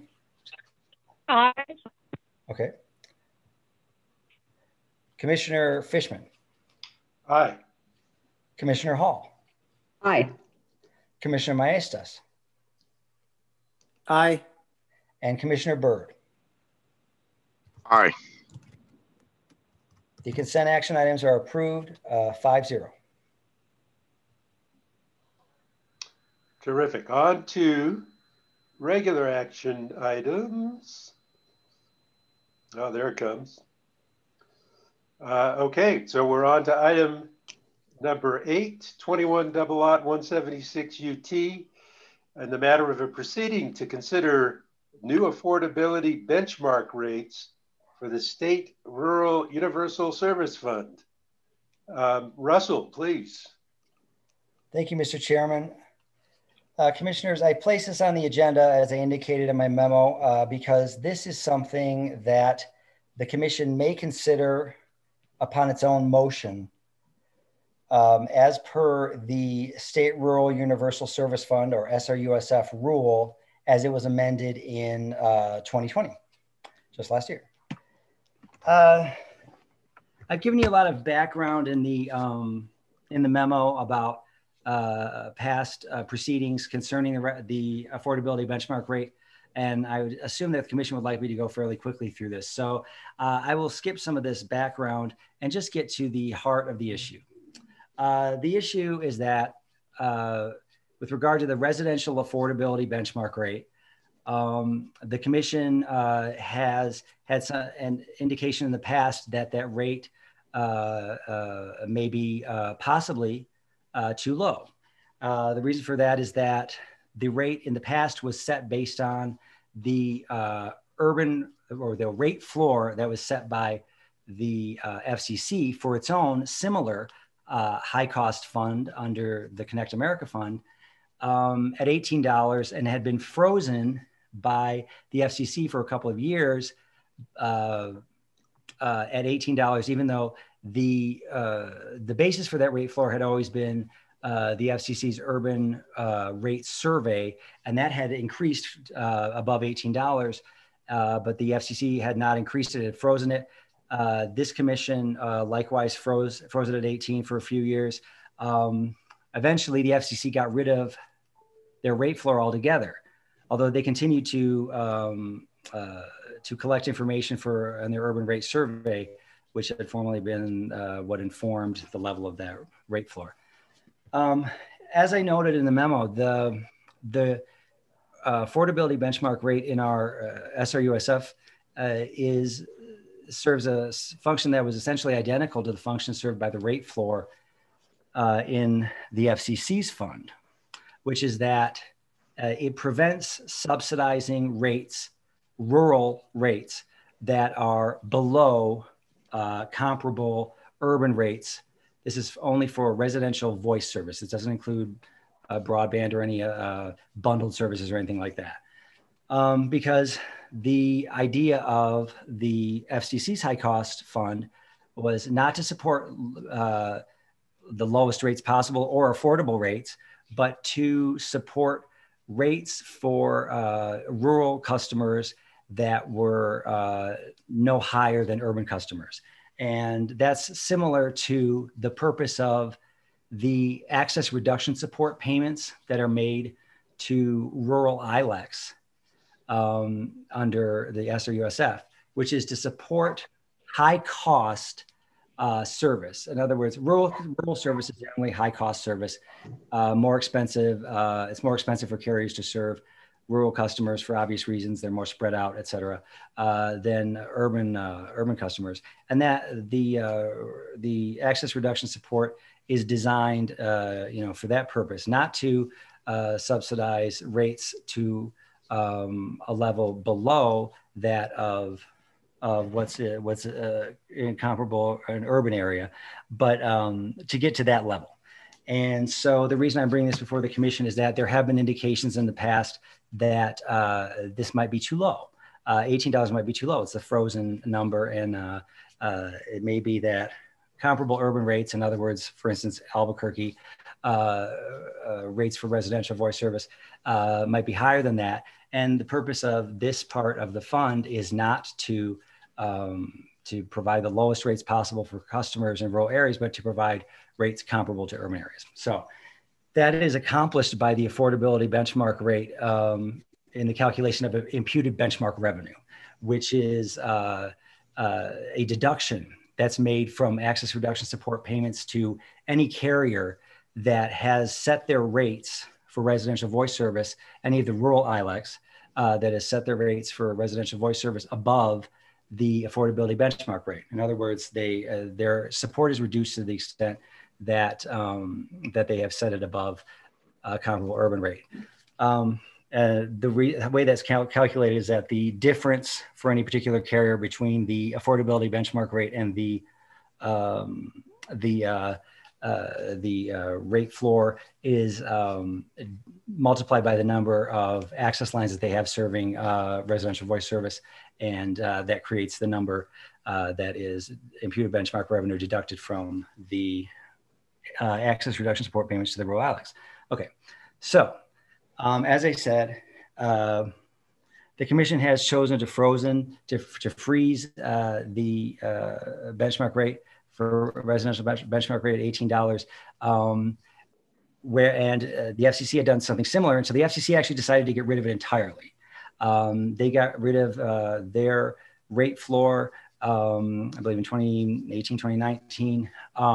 And the reason that they gave was not consistent with the purpose of the rate floor. They actually said they wanted to get rid of it because they didn't want to raise the rate floor and then cause the rural carriers that were being subsidized by the high cost fund, the FCC's high cost fund, to raise their rates on rural customers. Well, that really wasn't an explanation that made it much sense, because if the comparable urban rate is higher, then under the logic of the high cost fund, it should be raised to that level. The same logic applies to the access reduction support payments from the commission's fund. So as I said, the rule allows the commission to, upon its own motion, to consider whether the $18 affordability benchmark rate, which is otherwise set at $18 in the rule itself, now the amended rule, should be reconsidered. And I bring this before the commission because, one, as I said, there have been indications in the past that that this frozen $18 may be too low. And two, because it is possible that by raising the affordability benchmark rate, the commission may end up paying lower access reduction support payments from the fund. And the proposed order that I have put together would cite the fact that last year, in last year's broadband program application docket, the commission had to deny applications that the commission otherwise would have granted, because the combination of the $30 million overall statutory cap on the fund and the other demands on the fund, other than the broadband program, basically crowded out some of those applications. And the largest portion of payments from the fund are the access reduction support payments. So it is possible that by raising the rate floor or the benchmark rate to a higher level, if that is indeed appropriate, that the commission could free up some money for the broadband program. However, that will only happen if the rural ILECs do not raise their rates in lockstep with the affordability, any raise to the affordability benchmark rate. And in the proceeding that I described in the memo a couple of years ago, 3 years ago, I believe all of the ILECs except one said they would do just that. So it's possible that raising the rate wouldn't free up any money at all. It would still accomplish what the purpose of the high cost fund is. And it would actually end up providing more revenue to the rural ILECs, in the sense that if they continue to collect exactly what they collect under the access reduction support payments and charge higher rates, then at the new affordability benchmark rate to their customers, they would simply have higher income. They would have more. They have the same income from the imputed from the access reduction support payments, and they would have a higher income from their customers, to the extent that they didn't lose customers. So those are the possible outcomes there if there is an increase. And again, I'm not saying that it necessarily would be, but there are indications that that possibly that benchmark should increase. So I recommend that the commission go forward with this initial order, because this initial order would answer those questions. It would have staff give staff a month to file a recommendation to the commission as to what the appropriate residential affordability benchmark rate for 2022 for next year should be, and would also ask, if staff is willing to make recommendations for subsequent years. And it would allow any interested person, which would probably include all of the rural ILECs, I'm assuming they would choose to do this. They may also file their own recommendations as to what the affordability benchmark rate should be. And there we get information as to, the commission would get information as to what are the current comparable urban rates. What is a residential voice rate in Albuquerque? What's an average there? that maybe should be considered as the affordability benchmark rate for these payments. And then it would also ask each rural ILEC, it would actually order each rural ILEC to state in the record with an affidavit the amount by which and the level to which they would raise their rates in the event that the commission adopts any increased affordability benchmark rate. And that section, this is paragraph D of the ordering paragraphs, refers directly to any recommendation that had been made already by staff or any interested person for a raise in those rates. So August 16th would be the deadline, that's a month, for staff and any interested person to say what their recommendations as to the correct affordability benchmark rate would be. And then September 15th, yet another month, would be the deadline for the rural ILECs to say how they would react to any of those recommendations with regard to their rates. And with that, I'll take any questions. Commissioners, any thoughts, comments, motions? Mr. Chair. Chairman. Commissioner Vicente Aguilar, did I hear you? Yes, Mr. Chairman.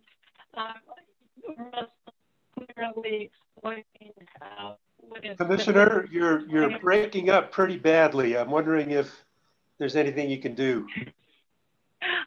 I have to go outside. Can you hear me? Much better. Yeah. Okay, sorry about that. Yes, what I was saying is that Russell explained it clearly as to what the next process should be. And I think he has a good understanding of what the commission business, where the concerns are. So I would support the proposed order, and I would like to make a motion on that. Okay, so we have a motion to approve. Other commissioners? You're on mute, Commissioner Hall. Yeah, I'll second the motion. I would like to discuss a little bit though. I just want to be clear. I was really struck with the information about how we've got so many more applications requesting funding from the broadband program, totaling $36 million. I mean, that's huge compared to, that's more than double what we've ever gotten before. It would require $20 million more funding. And of course, these access reduction payments take a large bite out of the fund. So I guess I just wanted to express my frustration with the way this whole thing is structured. I understand that we follow the process established by the FCC, but I wanted to ask Russell are we constrained by law to follow that process? Are we? I guess as recipients of federal money, I suppose we have to do that. But this isn't federal money. This is state generated money. So can you just refresh my memory, Russell, because I'm sure you've probably told me in the past why we try to mirror the methodology of FCC. Yes, Commissioner Hall. It's state law that is being applied to calculate the access reduction support payments. Right. It is the Rural Telecom Act. Yes. So those the calculation of those payments is described with specificity in the Rural Telecom Act. But part of that is part of the section of the Rural Telecom Act that refers to the SRUSF gives the commission authority to set affordability benchmark rates. And that's probably the part of the calculation where the commission has the most influence in terms of where those rates are set and has the most influence. That's the area of benchmark rates is the area over which the commission has the most power to change the level of the access reduction support payments because those can change quite a bit, the benchmark rate, depending on where it's been set in the past. The reason I've been referring to the FCC's similar fund so much is that the 3 or 4 years ago, well, actually before the amendments effective 2020, the SRSF rule explicitly pegged the residential benchmark rate at the FCC's rate floor. And I described the FCC's fund because the rate floor served a similar purpose there. That's why we were pegged to it. They froze it at $18 for a couple of years. The commission froze it at $18 for a couple of years. Then the FCC got rid of theirs entirely for a reason, as I said, I don't think is consistent with the purpose of the benchmark rate, but or their rate floor. But the commission has kept it at $18 while saying in the rule that was the amended rule was adopted last year that the commission could consider on its own motion, and that's why I referred so much to the FCC's similar fund, because it was pegged at that rate floor, and there were indications that from the FCC that its own urban rate survey showed a higher rate might be appropriate. So they haven't lowered it. They were looking to see whether higher was better. Yes, but instead, Commissioner Hall, the FCC froze it at $18 for a couple of years, and then it was either last year or 2019, they actually eliminated it altogether. So they don't even, the imputed benchmark, their equivalent of imputed benchmark revenue doesn't exist anymore. So there's no deduction from payments to incumbent rural carriers from their FCC's fund for if they've set their rates at an exceptionally low level. They don't suffer any consequence for that. Well, Mr. Chair and Russell, I wonder if that isn't something we should consider doing. If we did so, then there would be more money in the fund to actually develop broadband in rural areas. Of course, I know the access reduction payments are to ensure that rural rates are not lower than urban rates. At least that's the FCC standard. Is that our objective here too in the state? Yes, even though the Rural Telecom Act is not as explicit about the purpose of the affordability benchmark rates, we've interpreted it that way, and it's so similar to the rate floor and the FCC that it makes sense that's how it's being interpreted.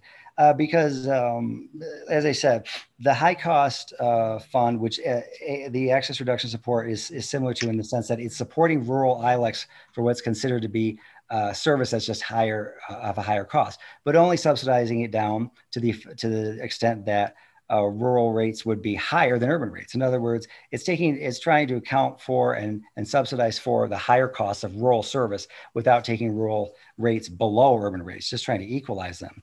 When it comes to issues of affordability, those are to be addressed by the federal Lifeline program, and the commission has its own $3.50 matching LITAP amount that goes to individual consumers, no matter whether they're in urban areas or rural areas, based on their own inability to pay. So that's why I was trying to make it clear that the affordability issue really is not what this part of the fund is supposed to be about. It's about not the lowest rates possible, but just trying to bring rural high cost service down to the level of urban lower cost service. And Commissioner Hall, just to clarify, the only way that the commission will see lower access reduction support payments, and therefore more money freed up within the $30 million overall cap for use on the broadband fund, is if the commission raises the affordability benchmark rate and the rural ILECs do not all raise their rates in lockstep.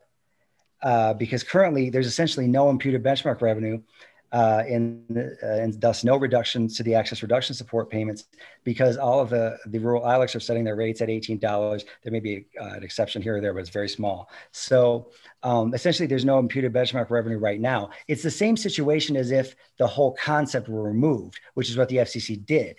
The only way you're going to see those payments lowered, well, I'm sorry, let me clarify.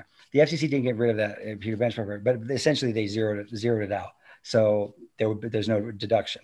If as long as carriers set their rates at exactly the level of the affordability benchmark rate, then there's also no imputed benchmark revenue. It's as if it doesn't exist. So because they're not setting their rates lower than that, so they're not getting essentially penalized for excessively low rates, is what it would be. The only way we'll see more money, less money to the ARS recipients and more money overall, for other uses in the fund, is if the rate is raised and not all the rural ILECs raise theirs in lockstep, because it's those differences, the differences between the benchmark and the lower any lower rates that is deducted from the ARS payments.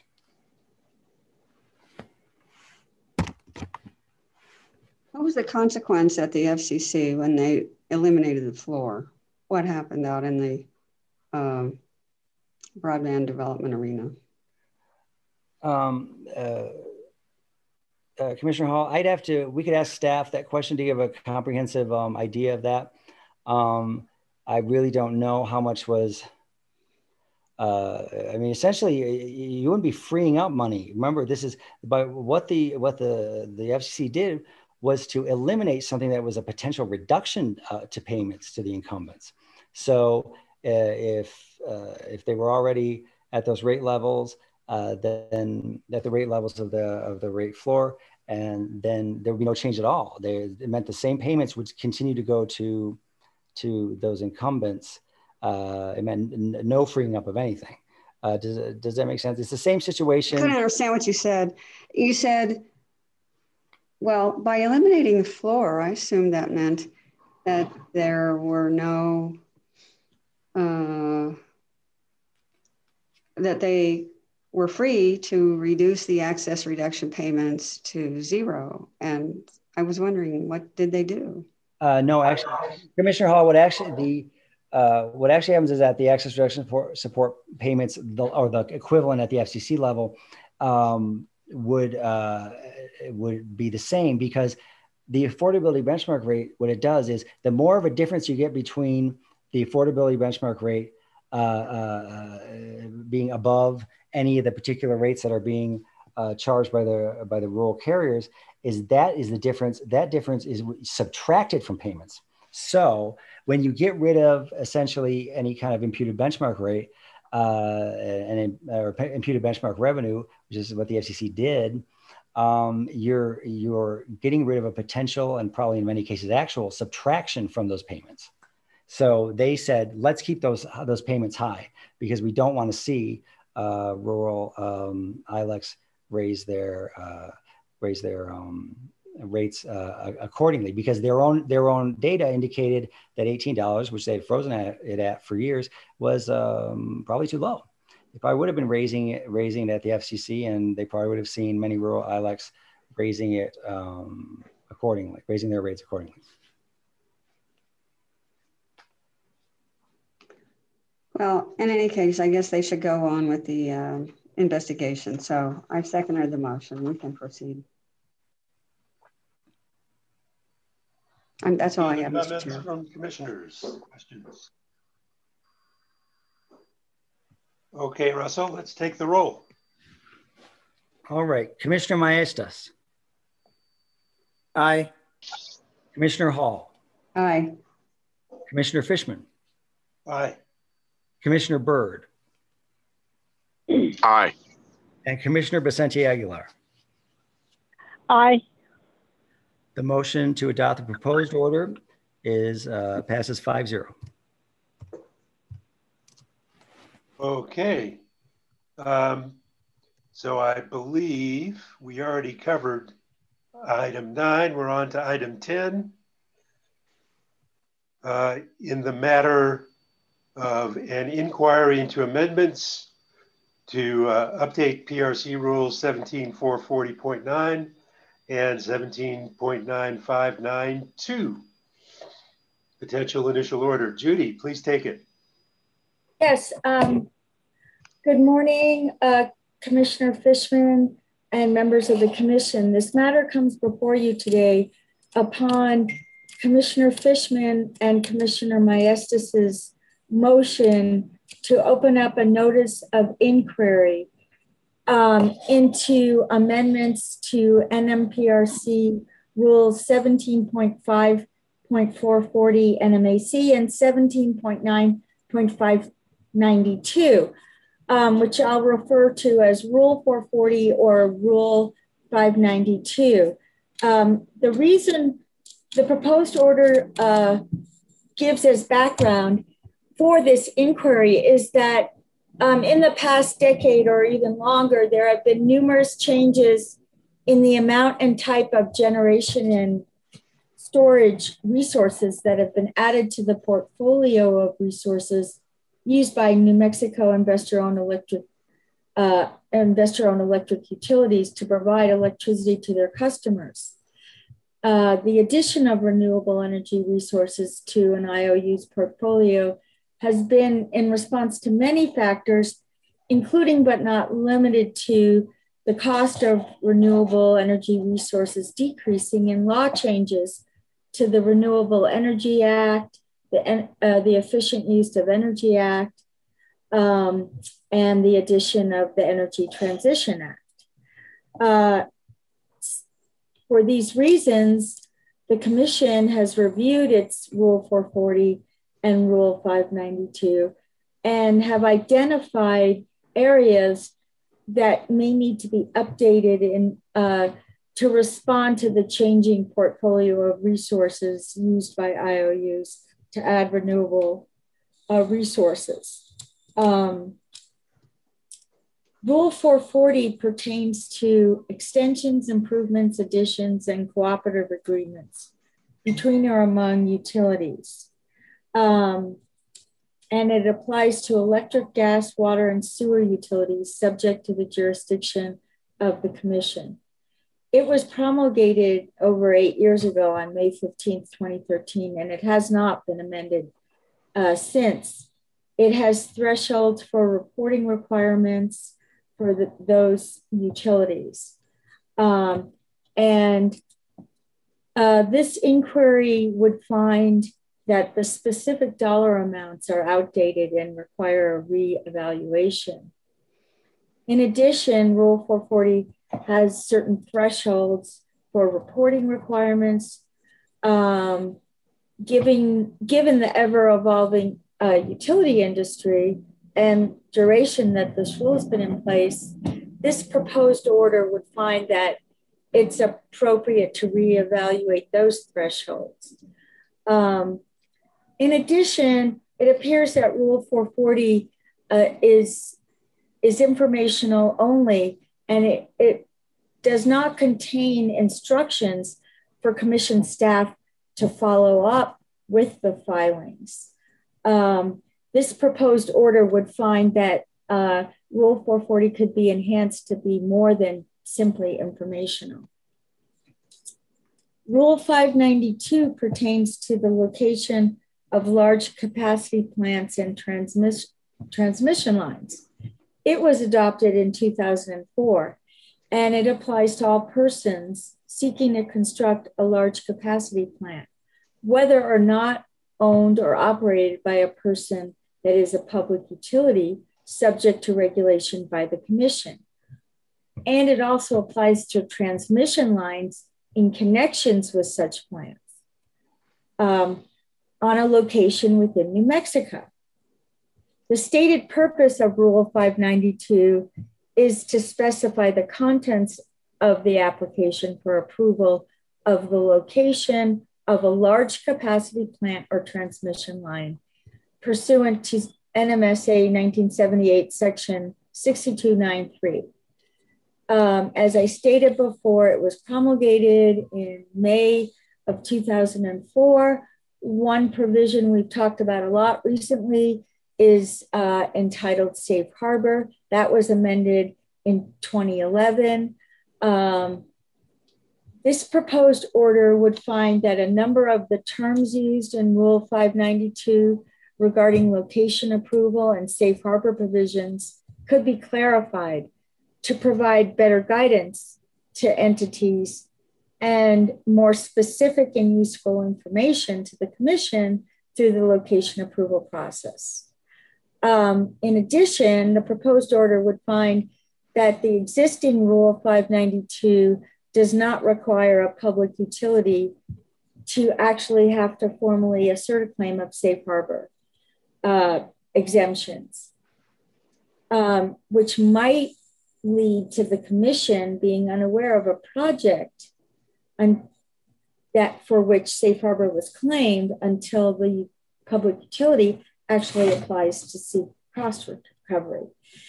Therefore, this order would open the inquiry, and there are numerous questions that have been drafted by Commissioners Fishman and Maestas that they would like answered.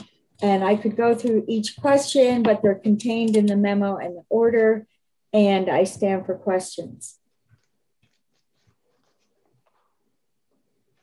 Commissioners. Mr. Chair, I'd move the order.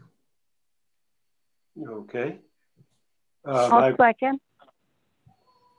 Commissioner Vicente Aguilar seconds. Sounds like we're ready for a roll call, Russell.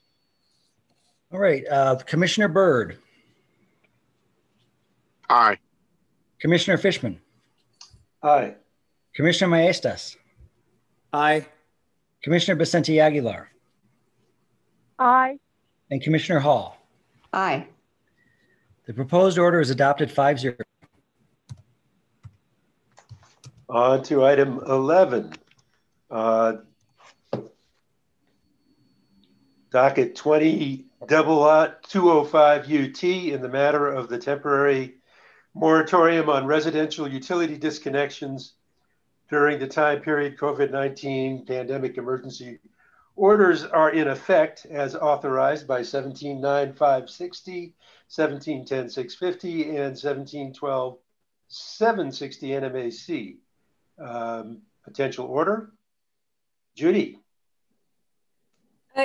Yes, Chairman Fishman and members of the Commission, this matter comes before you today upon the motion of Commissioner Maestas to clarify the previous orders issued in this matter. The reason for the clarification is that the last time we had a discussion regarding this matter, it was believed that the governor would end all emergency orders on July 1st. However, the governor has issued Executive Order 2021-30, which continues the statewide public health emergency originally proclaimed in Executive Order 2020-004 and renewed by many subsequent orders. And it extended the statewide public health emergency until July 23rd, 2021, instead of July 1st. So the clarification order would attempt to make it clear that that the mandatory requirements imposed upon investor-owned electric utilities and large gas utilities by the Commission's previous orders dated February 3rd, March 17th, March 31st, May 5th, remain in effect until at least July 23rd, 2021. Or if the executive orders are extended later than July 23rd, but earlier than August 12th, then the Commission's previous mandatory orders remain in effect until the latest extension date.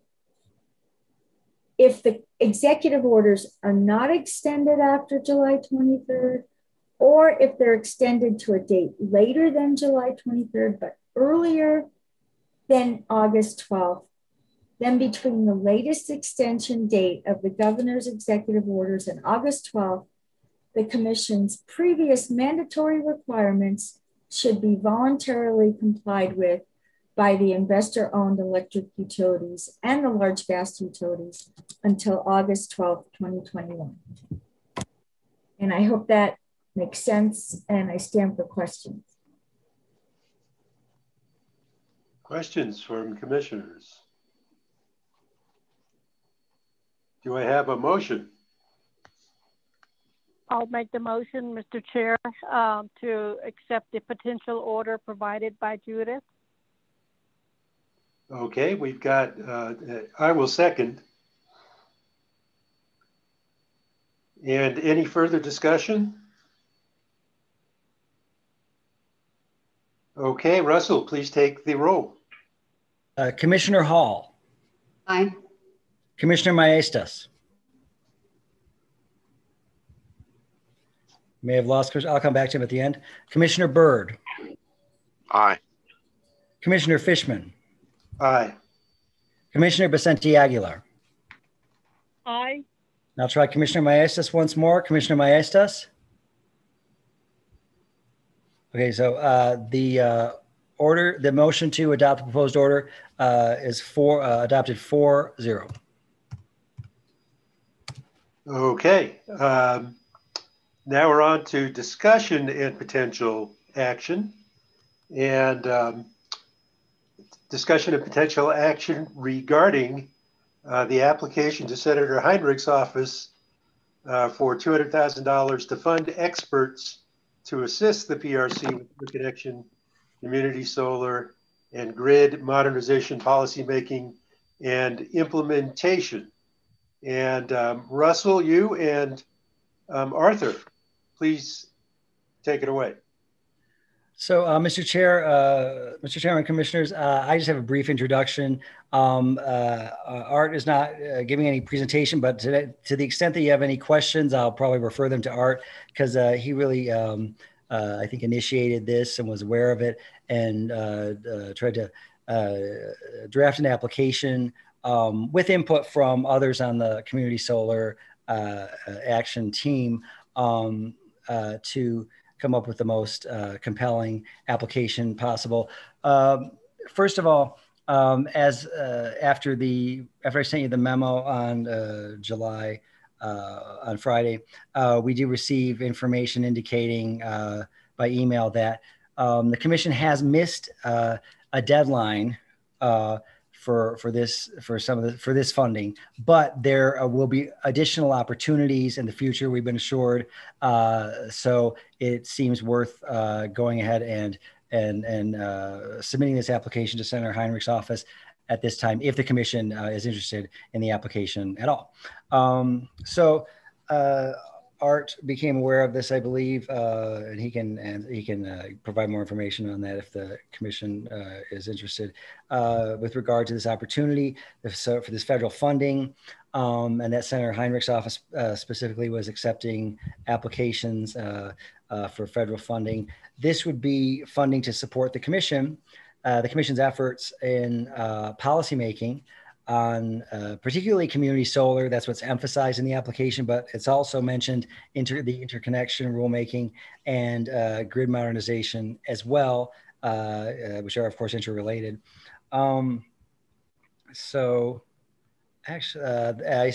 Legally, the commission doesn't have any protocols in place for the approval of these applications. An application like this, I haven't dealt with one before. If the commission is interested, I think the commission could simply take a vote, and this would be signed by the chairman. Obviously, this is not a contract. It's not something that obligates the commission. I believe the process would be, if the application were accepted to any extent, we would hear from Senator Heinrich's office with, I believe, what would be an offer, which may not be the full amount, as you are probably familiar with when it comes to funding issues. With that, I will take any questions, and I will probably just refer them to Art, who is available for questions.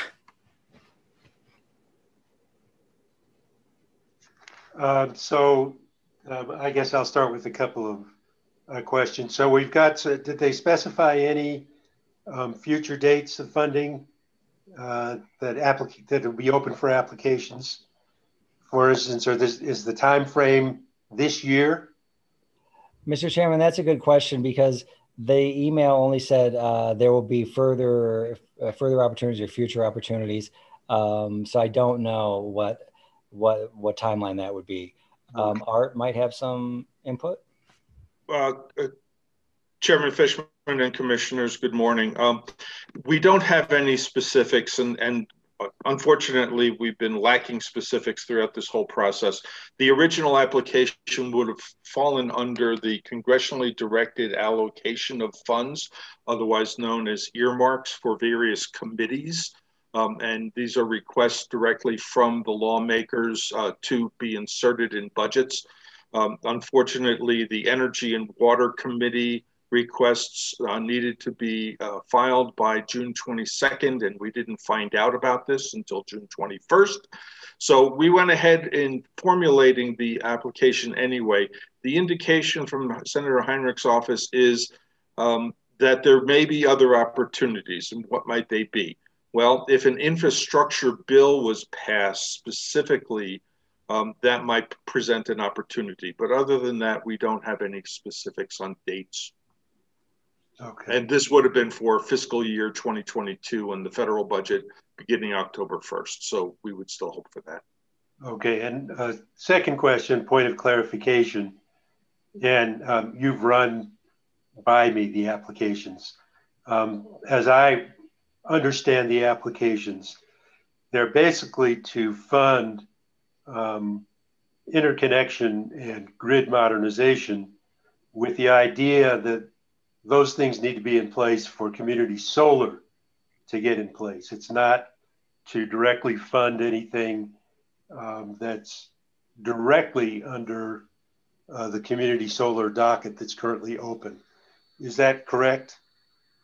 Yes, as the commission knows, we have two rulemakings. One is for the interconnection process that's undergoing a stakeholder process to lead to a notice of proposed rulemaking in the fourth quarter of this year. And more recently, an implementation of the Community Solar Act docket, which is just getting off the ground. In both of those instances, we've engaged outside experts as facilitators for this stakeholder process in each of those, but their money is limited, right? We scrape together money in order to pay Stratogen in community solar, but that money will only take us to actually a report that would lead to the notice of proposed rulemaking, possibly in November. Our other consultant is GridWorks that took outside money in order to help facilitate the stakeholder process for an interconnection process. And that's gonna get them up to about October, when again, there'll be a report that leads to a notice of proposed rulemaking. We have no identified funds after those dates. And so this is our continuing effort to find the resources necessary to both implement the Community Solar Act and to really kind of like finalize the more technical details of interconnection that are going to be so important for community solar. So in putting these stakeholder processes together, we've come to realize, and as the commission has understood from the many inquiries we've gotten, that interconnection is a crucial component of the success of Community Solar Act. And since Senator Heinrich's office was especially interested in Community Solar Act, we kind of put a framework of that around the interconnection needs. And I can talk about whatever specifics you want to know about. Okay, and then just to clarify, this is a grant, it's not a loan. It's funds that we do not have to repay. That is my understanding. These are really direct allocations in the budget, as we know them as earmarks. And so while there will be reporting requirements, there is no repayment. Okay, so from there, I'll let other commissioners ask any questions that they have. Oh, Mr. Chair, I just had a question. Go ahead. do we know if there will be any other opportunities to request funding that would be that would become available to us in fiscal year 2020? Do we have any knowledge about that? Fiscal year 2021, all that money is allocated already. I mean, did I say 2020? I mean 2022. Okay. Yeah. We don't know what other opportunities there are. My position on this request is that at least now we know what we need to do and what to ask money for. And so we can try various avenues, whether it would be in the fiscal year 2022 state budget, right? Because this would in part be implementation of a law that was passed. It didn't give us any resources. But also if there are federal opportunities, then we would pursue them and hope that Senator Heinrich's office can help direct us towards them. Okay. Thank you. Mr. Chairman, if I may. Yeah, Commissioner Maestas. Thanks, Art. Art's spot on in terms of the history.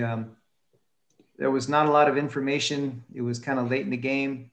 In fact, I read about the deadline in a national article on this very program on the call for projects. And that article said the deadline was June 16th, but that because earmarks had been a bad word, that very few US senators had submitted earmark requests under energy and water in this same program. So, and then there was a lot of ambiguity regarding a match. Are we supposed to guess what the match is? And we didn't get any guidance, as far as I know, from the senator's office in terms of what the minimum, at least a minimum match.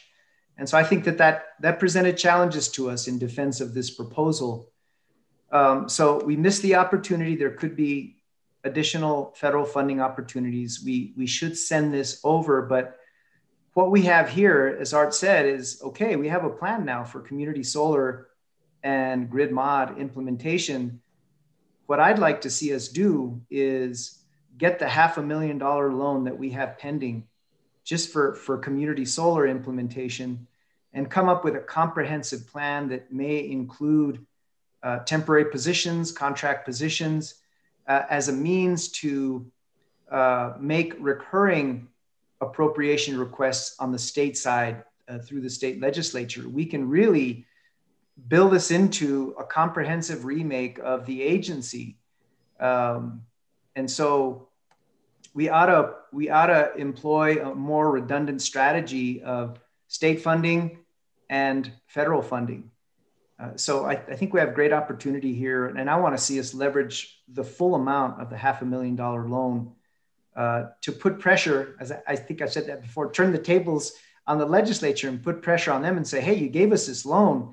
It's based on this solid plan to implement community solar, but we need recurring appropriations.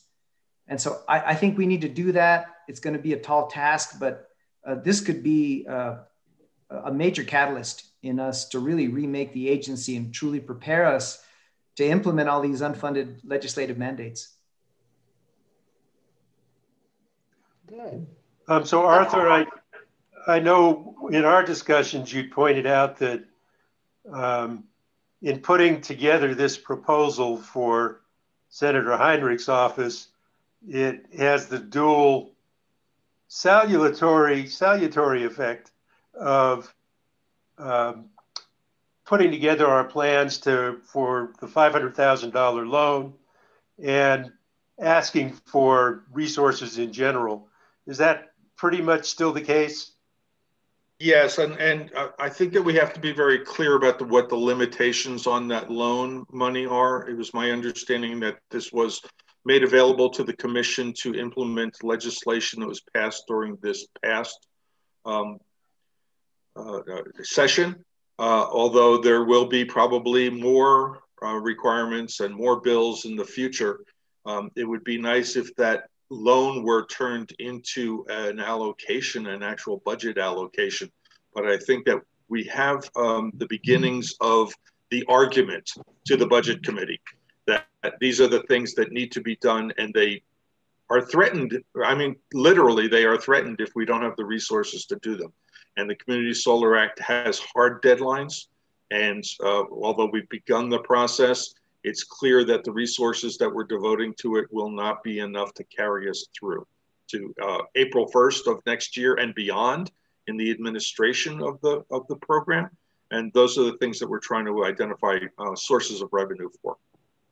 Mr. Chairman, if I just may respond to Arthur, the loan is, as I understand, is specifically for community solar implementation, because I think they listed in the language some other bills that did not pass. I think under those lists of legislation, pieces of legislation, community solar was the only one that passed. So it is for community solar. And I do believe we have enough resources to carry us through the rulemaking. It's going to be tough, but I think we have a good fiscally constrained plan to take us to April 1. But it's the implementation side and bringing everything together, you know, interconnection, grid mod, and community solar. We're going to need help on the back end. So I think we can set the stage and build a case again for really preparing this agency for what lies ahead and leverage the entire amount of that $500,000 loan and take the opportunity to really press the legislature to say, you know what, this is just a down payment. So we have a lot of work to do, and I'm willing to help our chief of staff. I know we have a new administrative services director that's going to help us out with that. But this is a golden opportunity for us to really, really set this agency on a path to much better operations and put itself in a position to really meet these legislative challenges. Mr. Chair, I'd like to. Go ahead.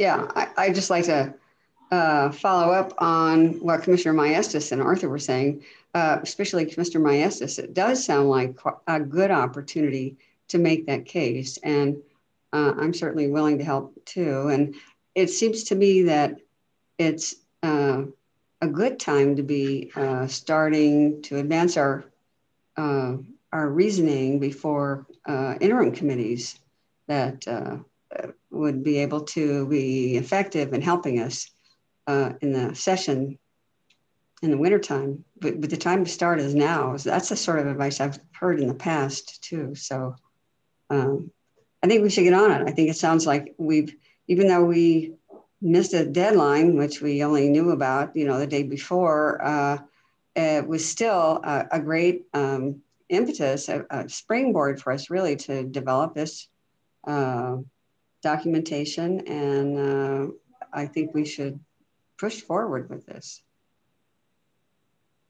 Okay, so I'm sorry, I got distracted, but did we have a motion on this yet? Mr. Chair, there hasn't been a motion yet. Well, first of all, is there any motion we need to make? This is mostly, it just sounds like informational. Mr. Chairman, like I said, we don't have any protocols for approving an application. It would be submitted in the name of the commission. So a commission vote, though not necessary, might be appropriate if the commission wishes to. But if the commission doesn't wish to take a vote and is just generally in accordance with this, then Mr. Chair, we can place your signature, electronic signature on it and submit it on behalf of the commission. It's up to you, Mr. Chair. Commissioners, I'll ask you, do we need a vote or can we just proceed as Russell outlined? I say let's Mr. proceed. Chairman. Oh, go ahead, Commissioner. Mr. Chairman, Yeah. I think your signature as the chairperson and the vice chair, Commissioner Maestas, will be suffice.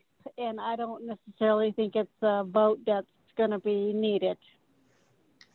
Thank you. Commissioner Maestas. Yeah, I just wanted to make clear that I think we should send it in the appropriate funding program application format, but in the letter, let's make it clear that, we're also seeking other funds besides this particular energy and water earmark. That way we don't constrain ourselves and then don't toss it out.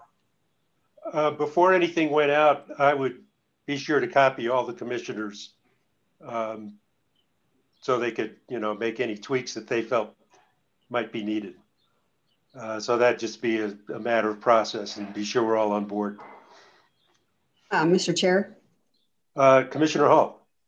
So I agree with Mr. Maestas again, that whatever the format of the application requires, that's who should sign it. If there's a letter accompanying it that falls outside those strictures, I don't know whether it would be more persuasive to have 5 commissioners sign or not, but we should, if anybody thinks it makes a difference, then we should do that. But otherwise, I think we should just follow the format of the application. Okay. So it sounds like, Russell, Commissioner Byrd, sounds like we don't need to take a vote. Okay. No. No. Okay, so let's move on to. Mr. Chair? Yes. If I may, I just wanted to state for the record, I don't think you heard my vote on the moratorium order, but I'd like the record to reflect that I voted yes on the order. Okay, terrific. All right, thank you. I will do so. Thank you, Russell. And we did not hear your vote. So we've got communications with Chief of Staff, Wayne. Good afternoon, Mr. Chairman, members of the commission. And before we move on from the last agenda item, I just want to add that I absolutely agree with Commissioner Maestas and Commissioner Hall that this is the time that we need to be discussing this in terms of our next, our FY23 appropriation request. I did have a chance to meet with our new LFC analyst this past Friday, discuss with her some of the shortcomings that we expect to have in our FY22 budget, some of the things we'd like to get accomplished through our FY23 request. So we started to lay that groundwork, but that needs to accelerate very quickly. And I think this is a perfect example, as well as the, I believe it was, I'm not sure who, but suggested that maybe that $500,000 loan could be turned into an appropriation of some size instead. So this is more than timely. The process and those discussions need to speed up very quickly, ramp up very quickly. We intend to do that this Friday. Senior staff division directors will be meeting to discuss both our FY22 appropriation or FY22 budget. As the commission knows, Mr. Chairman, the fiscal year just started a couple of weeks ago, but also to begin discussing what our appropriation request will be that is due on September 1st. Once we've had those preliminary discussions, we will expand that to, of course, include the commission and your desires and what you would like us to focus on as well. So I just wanted to add, Mr. Chairman, that we are thinking along the same lines and look forward to talking more with the commission about that in the very near future. In terms of the Boken building and a possible date to return to in-person meetings, I sent out an update on a number of items to staff yesterday, but one of them was on the Boken building, and I described the process of moving in as 1.5 steps forward and 1 back. Yesterday, Mr. Chairman, we did take a step back. We were expecting yesterday to be kind of the final push in terms of the move, getting the remaining items out of storage that we needed to have in the building, and any items that we had taken to the building already that we decided we might not need. We got to the building, a number of us got to the building early. Some of us were there at 8:30, 9. We were kind of waiting for the movers to show up with the first load. And a couple of us noticed the smell of what smelled like gas, particularly on the second floor. Because of that, we made the decision to call the gas company and have them send somebody over. Good news is there's not a gas leak on the second or third floor, but as a result of having the gas company come, they did find a gas leak in the basement. We tried to remedy that to see if we could get it fixed on the spot, but we couldn't do that. And that resulted in the gas meter being turned off yesterday, appropriately so. The movers did not want to continue while we were waiting for that inspection to occur and to determine whether or not there was indeed a leak, which I think was smart because they were on the clock. So anyway, Mr. Chairman, we ended up not finalizing or coming as close to finalizing as we could the move yesterday. We had had a discussion amongst staff last week about possible return to in-person meeting opportunities. And I think we had Russell and a number of other folks, Judy, and I can't remember who all was on that call, but I kind of thought that maybe Wednesday, August 4th would be an opportunity for us to return to in-person meetings. I'm afraid, Mr. Chairman, I'm sorry about this and members of the commission, but I think that's going to need to be delayed. Hopefully only slightly. The movers will be coming back on this coming Monday to again, hopefully finish as much of the move as we possibly can, get offices set up, get remaining items out of the storage sheds that need to be gotten out. After that, we have scheduled one of the, of course, this delay cascades things. Once the move is completed, as I think I've indicated to the commission, we need to do a final cleaning. We need to do a complete refurbishing or rebuffing of the floors. The contractor for that is unfortunately very busy, but we have locked them to come and do that on August 8th. That takes several days for them to complete that. So, Mr. Chairman and members of the commission, getting through a long story to the point, I think that what we're realistically looking at as a return or an opening of the Boken building is Monday, August 16th, with the possibility of holding an in-person meeting on Wednesday, August 18th. I will say it's not all bad news, Mr. Chairman. This has been a struggle. All moves are. I don't need to go through the history here. We all know it. This wasn't an easy move out of our old space, and that's contributed to it not being an easy move into our new space. But that's the past. But you know, I do think that you know, the hearing room, which will also be a space the commission can use for your meetings, I think it looks good.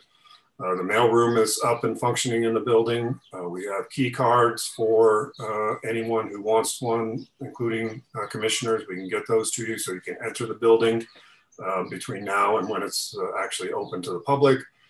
Offices, I would say more than half of the offices have the furniture they need to at least function as an office. The building is completely wired now for internet service. It wasn't wired before.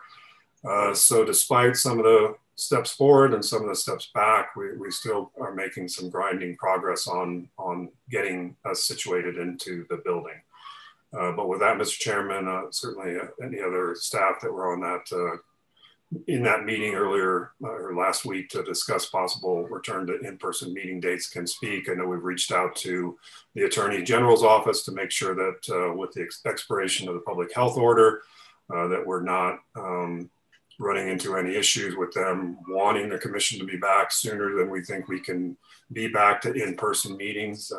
I believe the latest we heard from the Attorney General's office is that there wasn't a whole lot of pressure from them for us to return to in-person meetings. I think they understand the circumstances we're working under in terms of getting into a new building as well. But Mr. Chairman and members of the commission, that's the update that I have. And again, would defer to Russell or anybody else who'd like to add to that. Mr. Chairman, I would just add, just as Wayne said, we've talked about these issues about, you know, as the COVID emergency orders and such are don't seem to be too much in flux yet, but you know, we're in the maybe the era of fewer restrictions on in-person meetings. What Wayne said was absolutely correct. The latest AG guidance indicates that there isn't pressure at this time to return to in-person meetings, but we'll be monitoring that situation. And of course, you know, things can change as emergency orders expire, but we will keep the commission posted on that. Very good. Any questions for Wayne? Mr. Chairman? Yeah, go ahead, Commissioner. This is not in reference to the future office of the Public Regulation Commission, but my question is concerning the organization, our staff, our employees. We are not allowed to ask questions or see firsthand how the employees and staff members are performing. Normally that is channeled through the chief of staff.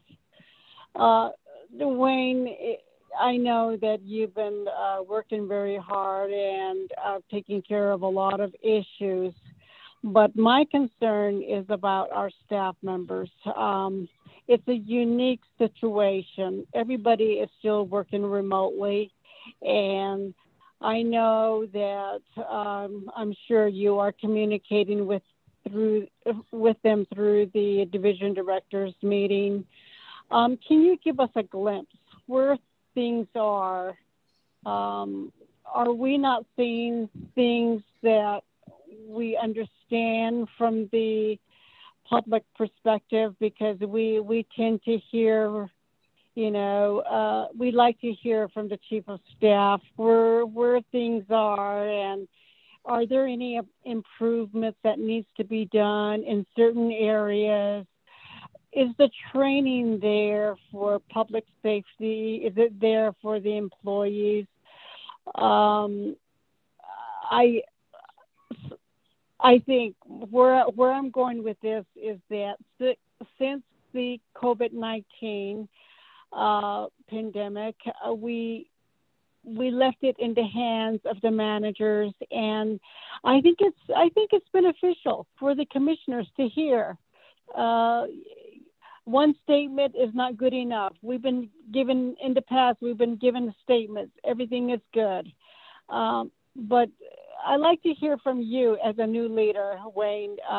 If it not today, maybe in the near future, just give us an indication of where things are. That way we feel good about, in which direction the commission is headed to. That's my comment, Mr. Chairman. I don't know if Wayne would like to respond immediately or he can respond in the near future. Well, Mr. Chairman and Commissioner Vicente Aguilar, I think I can respond briefly today, but I do think this should be an ongoing discussion, and I appreciate you raising it. We've talked about it, so you know it better than I. It's been a tough year for staff at the commission. It's been a tough year for everyone. It's been a tough year for state employees. I will say, Mr. Chairman, that the sense I get from staff is that the fact that the commissioners like Vicente Aguilar, always come back to this point and want to know how staff is doing and want to make sure that we're safe in our workspace, that we're healthy. That means a lot to staff, and I appreciate that. It's only been 3 months, but I do know that staff has appreciated the way that the commission has been looking out for their interests during this difficult period of time. I will tell you, Mr. Chairman, when things are going well, but Mr. Chairman and commissioners, I promise you, I'll tell you when they're not going well too. You have a right to know that. You need to know that. Right now, I think we're obviously in a bit of a transition period with me coming on. But overall, I do think that the commission and the staff have weathered the last year and a half well. They've weathered this move well. I think their spirits are still there. They're still committed to doing their jobs, whether it's in an office or working remotely.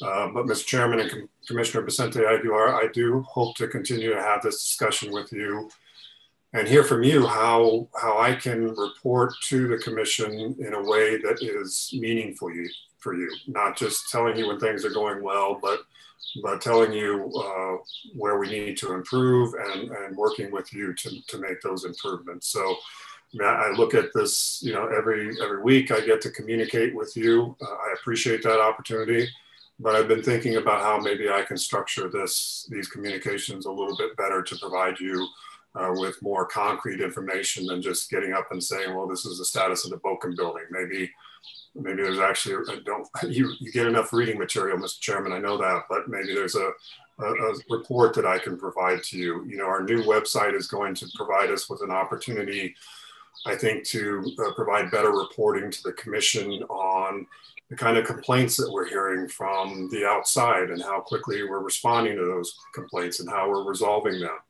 That might be an area that I could report more regularly on to the commission. So I said my answer would be short, Mr. Chairman, and it's not, but I appreciate this opportunity. I think it's a good time, Commissioner Vicente Aguilar, for us to be having these discussions and to look at how we can move forward together. Okay, other commissioner questions, comments?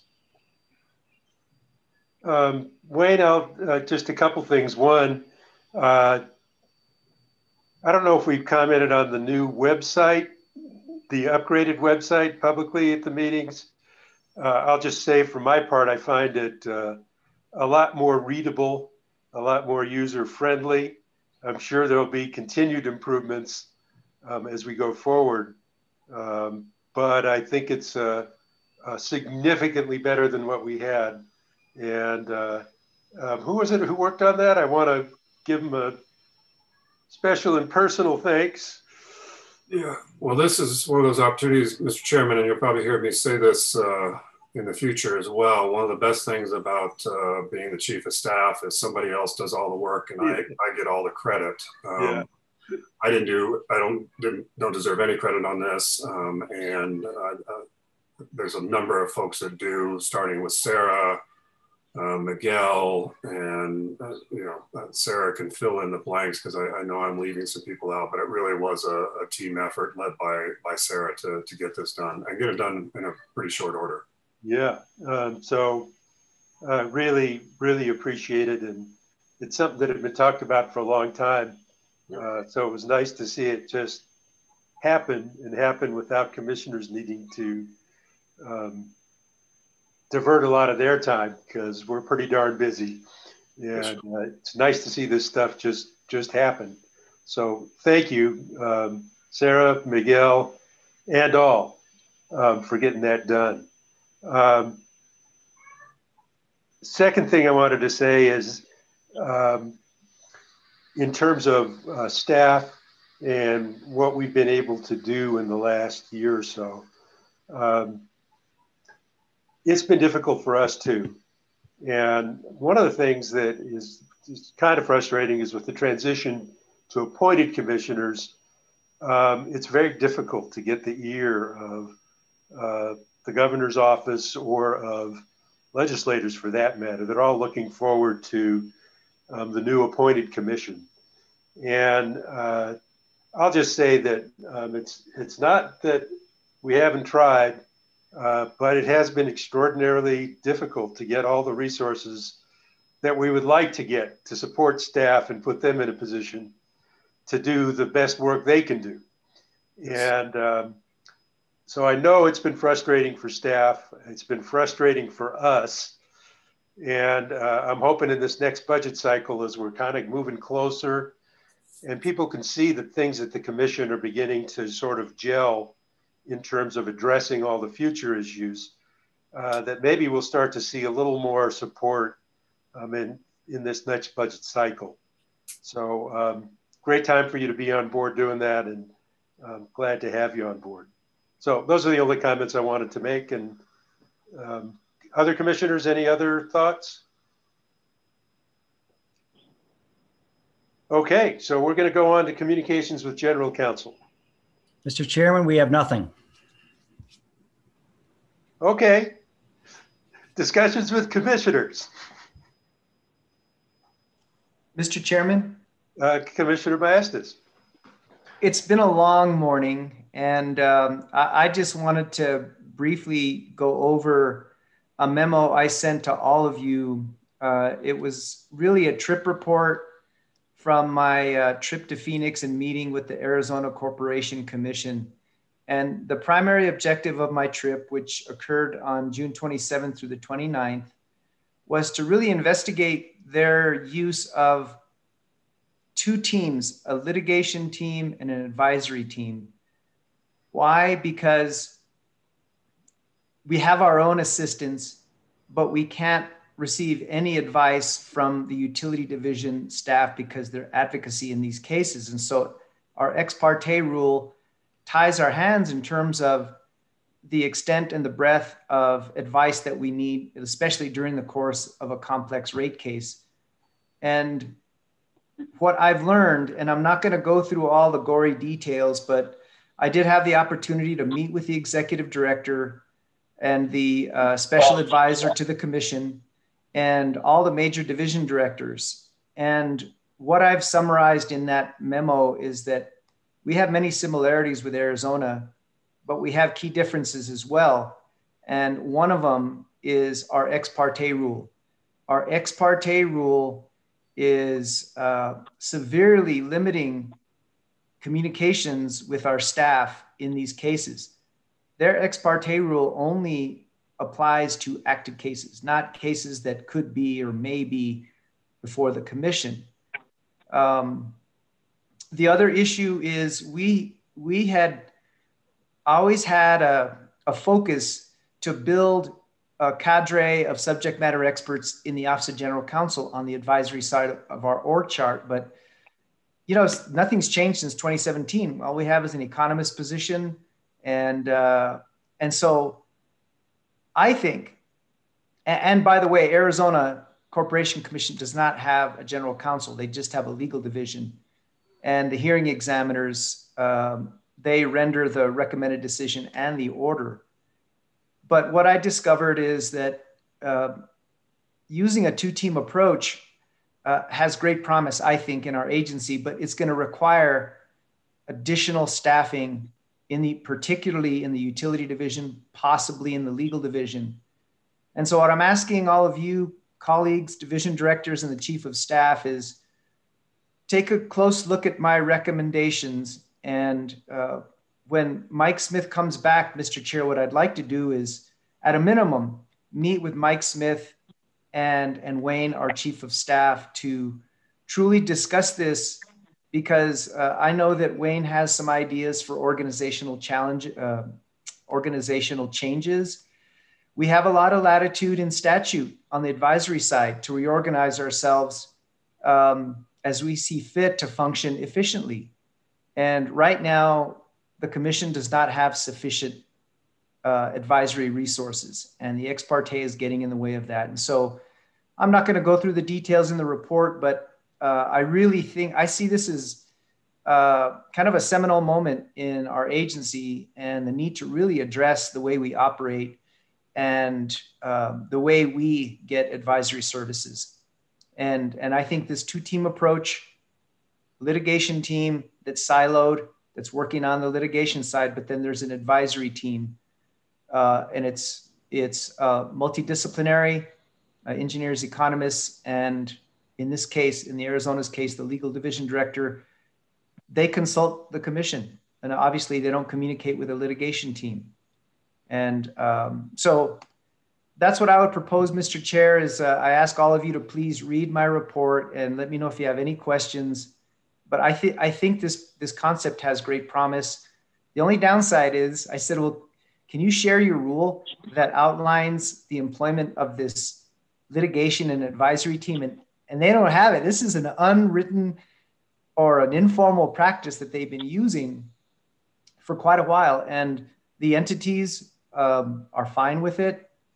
So what this will do is just really maybe focus on staffing the utility division and then employing the two-team approach and abandon, you know, our quest to build a cadre of multidisciplinary subject matter experts on the advisory or within the general counsel. So if there's no objection, as soon as Mike Smith gets back, I'd like to set up a meeting with him and Wayne, if you're okay. Do you have any objections to that, Wayne? None at all, Mr. Chairman. Okay. Commissioner. But I guess I'll stand for any questions regarding the content of the report. I was, you know, kind of facilitating the meeting and taking notes at the same time, but thanks to Jonas, he helped clean it up and make it understandable. Before we go forward with questions, I've got a burning one on my mind. Joe, when you heard that this was not officially documented, this structure, I need you to do, this is true confessions. Did not your head explode? I know you too well. I couldn't believe it. I even asked about, I said, well, how do you guys manage your workload and make assignments? Well, you just check the e-docket. That's how you find out people have been assigned, to cases. I'm like, so even the workload management aspect of it is very informal. Mm-hmm. Mr. Chair. Yeah, go ahead, Commissioner Hall.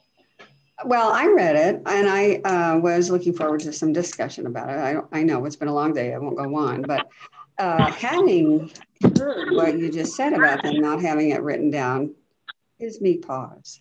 And also, this is the first time I heard the idea that we would abandon the idea of trying to build up advisory staff for the commission. I think we should still continue to do that. I didn't see that as a conflict in any way.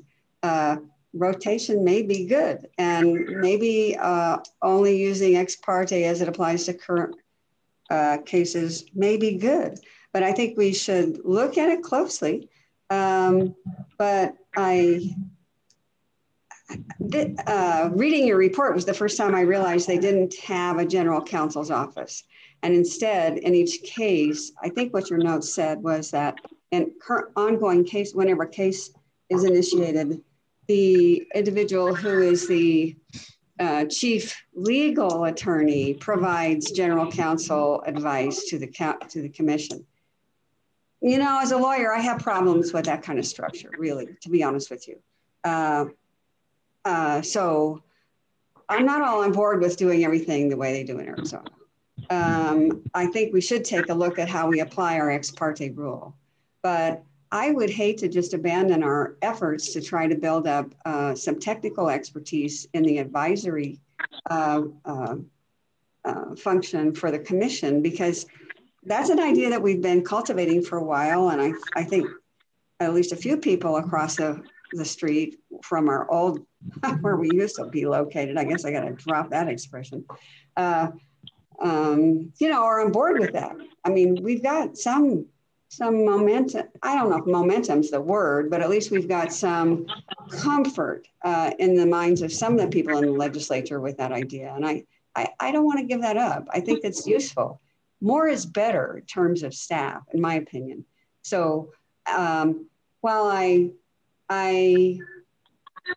could see how there may be more flexibility in the way we implement the ex parte rule, I don't see it as a the thing that's, let's see, you said well, I can't remember exactly how you phrased it. You were saying the ex parte rule is standing in the way of something, but I don't see it that way. I think what's standing in the way of us having more technical staff advising the commission. That's what you were saying. Because what popped into my head is what's standing in the way of us having more technical staff to advise the commission is funding. And so I think we should still continue to ask the legislature for better and more funding and more recurring funding, as you were talking about earlier. And then work on the ex parte application in a way that might make more sense for us. That's my view. And Mr. Chair, if I just may respond to one thing about maybe a paradigm shift. We've been cultivating for quite a while in staffing up Office of General Counsel, but Office of General Counsel and hearing examiners are not statutory organizational structures. The legal division is, utility division is, administrative services division is. And I think if we show the legislature that we're staffing up and investing in statutory divisions, I think that would carry more weight, and they wouldn't be so skeptical if we're asking for more resources on the discretionary or the advisory side that has no construct, in state statutes.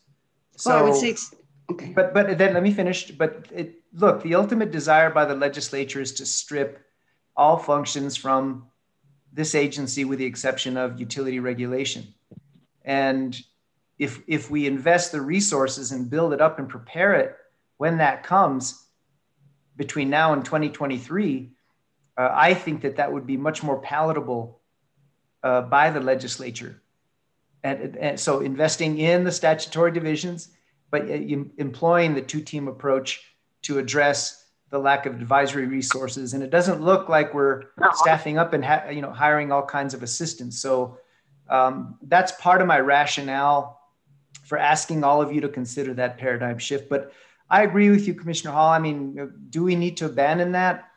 Not necessarily, but I do think it's time to maybe get this little benchmark report on a similar commission, resurrect the 2017 National Regulatory Research Institute study of the agency, and truly commit to a path that kind of meets our needs and to ensure that they're politically palatable and they're sustainable. That's what I want to see. I don't want to make any more incremental steps. I want to really make a big leap in funding and getting the organizational structure to a point where we can meet all these legislative mandates.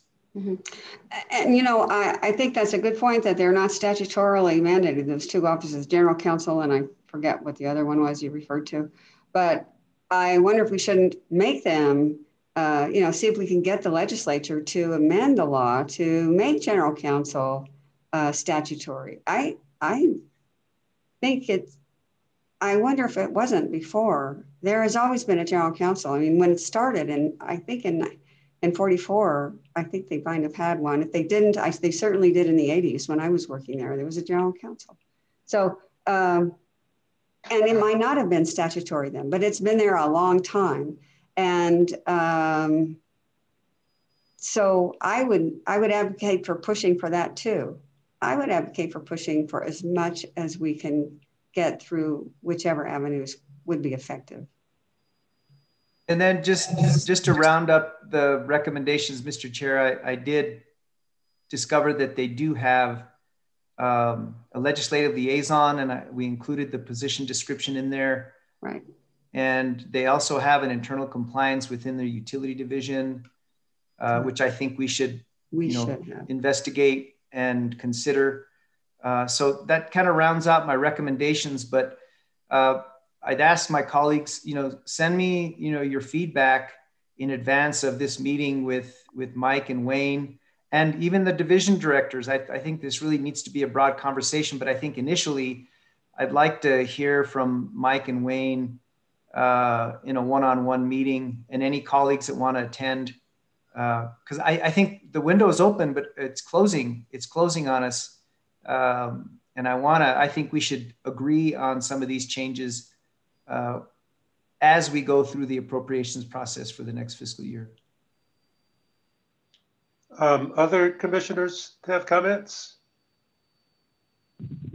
Mr. Chairman? Yeah, Commissioner Vicente Aguilar. If there's any proposed changes and reorganization of our agency, I would like for it to be transparent. I've seen how things have been rolled out the last several months. So I think just a meeting with the general counsel and the chief of staff, that needs to be transparent. So I would support that it should be published for a public meeting and to be placed on the agenda. And let's allow all the commissioners to weigh in. I don't support a small meeting. I support a full public meeting. So that's my my recommendation, Mr. Chairman. Thank you. Commissioner Byrd, did you have any thoughts here? Yeah, I'm good. Thanks. Okay. I have to admit, I think it'd be good for all the commissioners to be meeting with Wayne and with Mike and that if we do that, it probably needs to be a public meeting. So I think there's a lot of merit to what Commissioner Vicente Aguilar had. In terms of the specific proposals, I'm keeping my powder dry until we have that meeting with Mike and with Wayne. I need to kind of think about it more. I'm open to any structure that will work. Any structure that will get people working together and collaborating to the maximum extent, and that will build team. So anyway, those are my thoughts for now. Judy, you were going to say something here? Yeah, the only thing I was going to say is that there's a statute, section 8-8-12E, which specifically says that utility division staff shall not have ex parte communications with commissioners or hearing examiners assigned to a utility case except as expressly permitted by section 8817. And then 8817 talks about ex parte communication. So only to let you know that it's not only a commission rule that we have, but it's a statute that we have regarding ex parte communications. Thank you. It's good to know. And that's the kind of stuff we can delve into further when we have that meeting. But I think it's a great idea to have it. I commend Commissioner Maestas for going out and thinking broadly and bringing in big ideas. And, I think we need to do that. So, Mr. Chair. Yeah. I thought you were about to adjourn. That's the only reason I spoke up. Did you finish your? Yeah, I was gonna just try and hit the gavel, but you stopped it in mid-stroke. Well, I just wanted to chime in and say I absolutely do applaud Commissioner Maestas taking this initiative and coming up with big ideas. It is what we need, and it's a breath of fresh air. It's very good. So I appreciate it. And the other thing I wanted to mention, though, with respect to our transparency in our meetings, I definitely believe that when the commissioners are meeting, we should have transparency, but I don't think a meeting between general counsel and chief of staff is something that has to be, that has to be a public meeting. They're not elected officials, they're staff trying to just come up with plans for work. I don't think they're subject to the same scrutiny that we elected officials are. So I would not want to intrude on what is one of many work meetings that go on between staff and general counsel attorney. I don't mean staff, but chief of staff and general counsel. To the extent they go on, I don't think it's appropriate to subject those meetings to public scrutiny. That's what elected officials are here for, yes. I only raised that because my thought was with 5 commissioners together. Well, yes. If we're all meeting with them, then it. Yes, I agree with that. But if they're only meeting those two between themselves. Oh, no, I wasn't talking about that. Okay, no, I agree with you. Well, all 5 commissioners were meeting with Wayne and with Mike together. Right. That we might want to make that a public meeting. Of course, I agree with you there, even if it was just 3 commissioners. But yeah, so that's what I meant. Yeah. Mr. Chair, let me just clarify why I suggested an initial meeting with Mike Smith and Wayne, because what I'm proposing would impact both of those organizational units. I'm sure none of you would think that we're going to concoct some kind of reorganization and spring it on you. I have to give them the courtesy that they need to process this information that I'm putting forward, let them think about it. Because if Wayne says no, well, then that's a problem. If Mike says we've done it before, it didn't work, well, we need to listen and speak about that. And he did say that, Mike did say that, but I'm kind of stubborn. I think there's a way we can go forward and maybe come up with a compromise solution on this, but I need to hear, as the kind of the initiator, what the initial impressions are by Wayne and Mike. So that was my thinking. I mean, come on. Yeah. And so anyway, at any time, I mean, you're free to get together and talk with them and cover this stuff. And none of us needs to ask permission from the others to have those kinds of discussions. And I always encourage them. So, but I do think that if we're going to go further with this, as Commissioner Vicente Aguilar pointed out, that transparency is important. So, yeah, agreed. Okay, now can I lower the gavel? Mr. Chairman, I don't think we've addressed the issue of next week's open meeting if we were going forward with it. Thank you. I'm in a rush. Cancellation of July 21st. A lot of us are going to be in Denver. Is it going to be 4 of us? Yes. 4 of us names appear on the list. So I'm good with it. I don't know how the rest of the commission feels.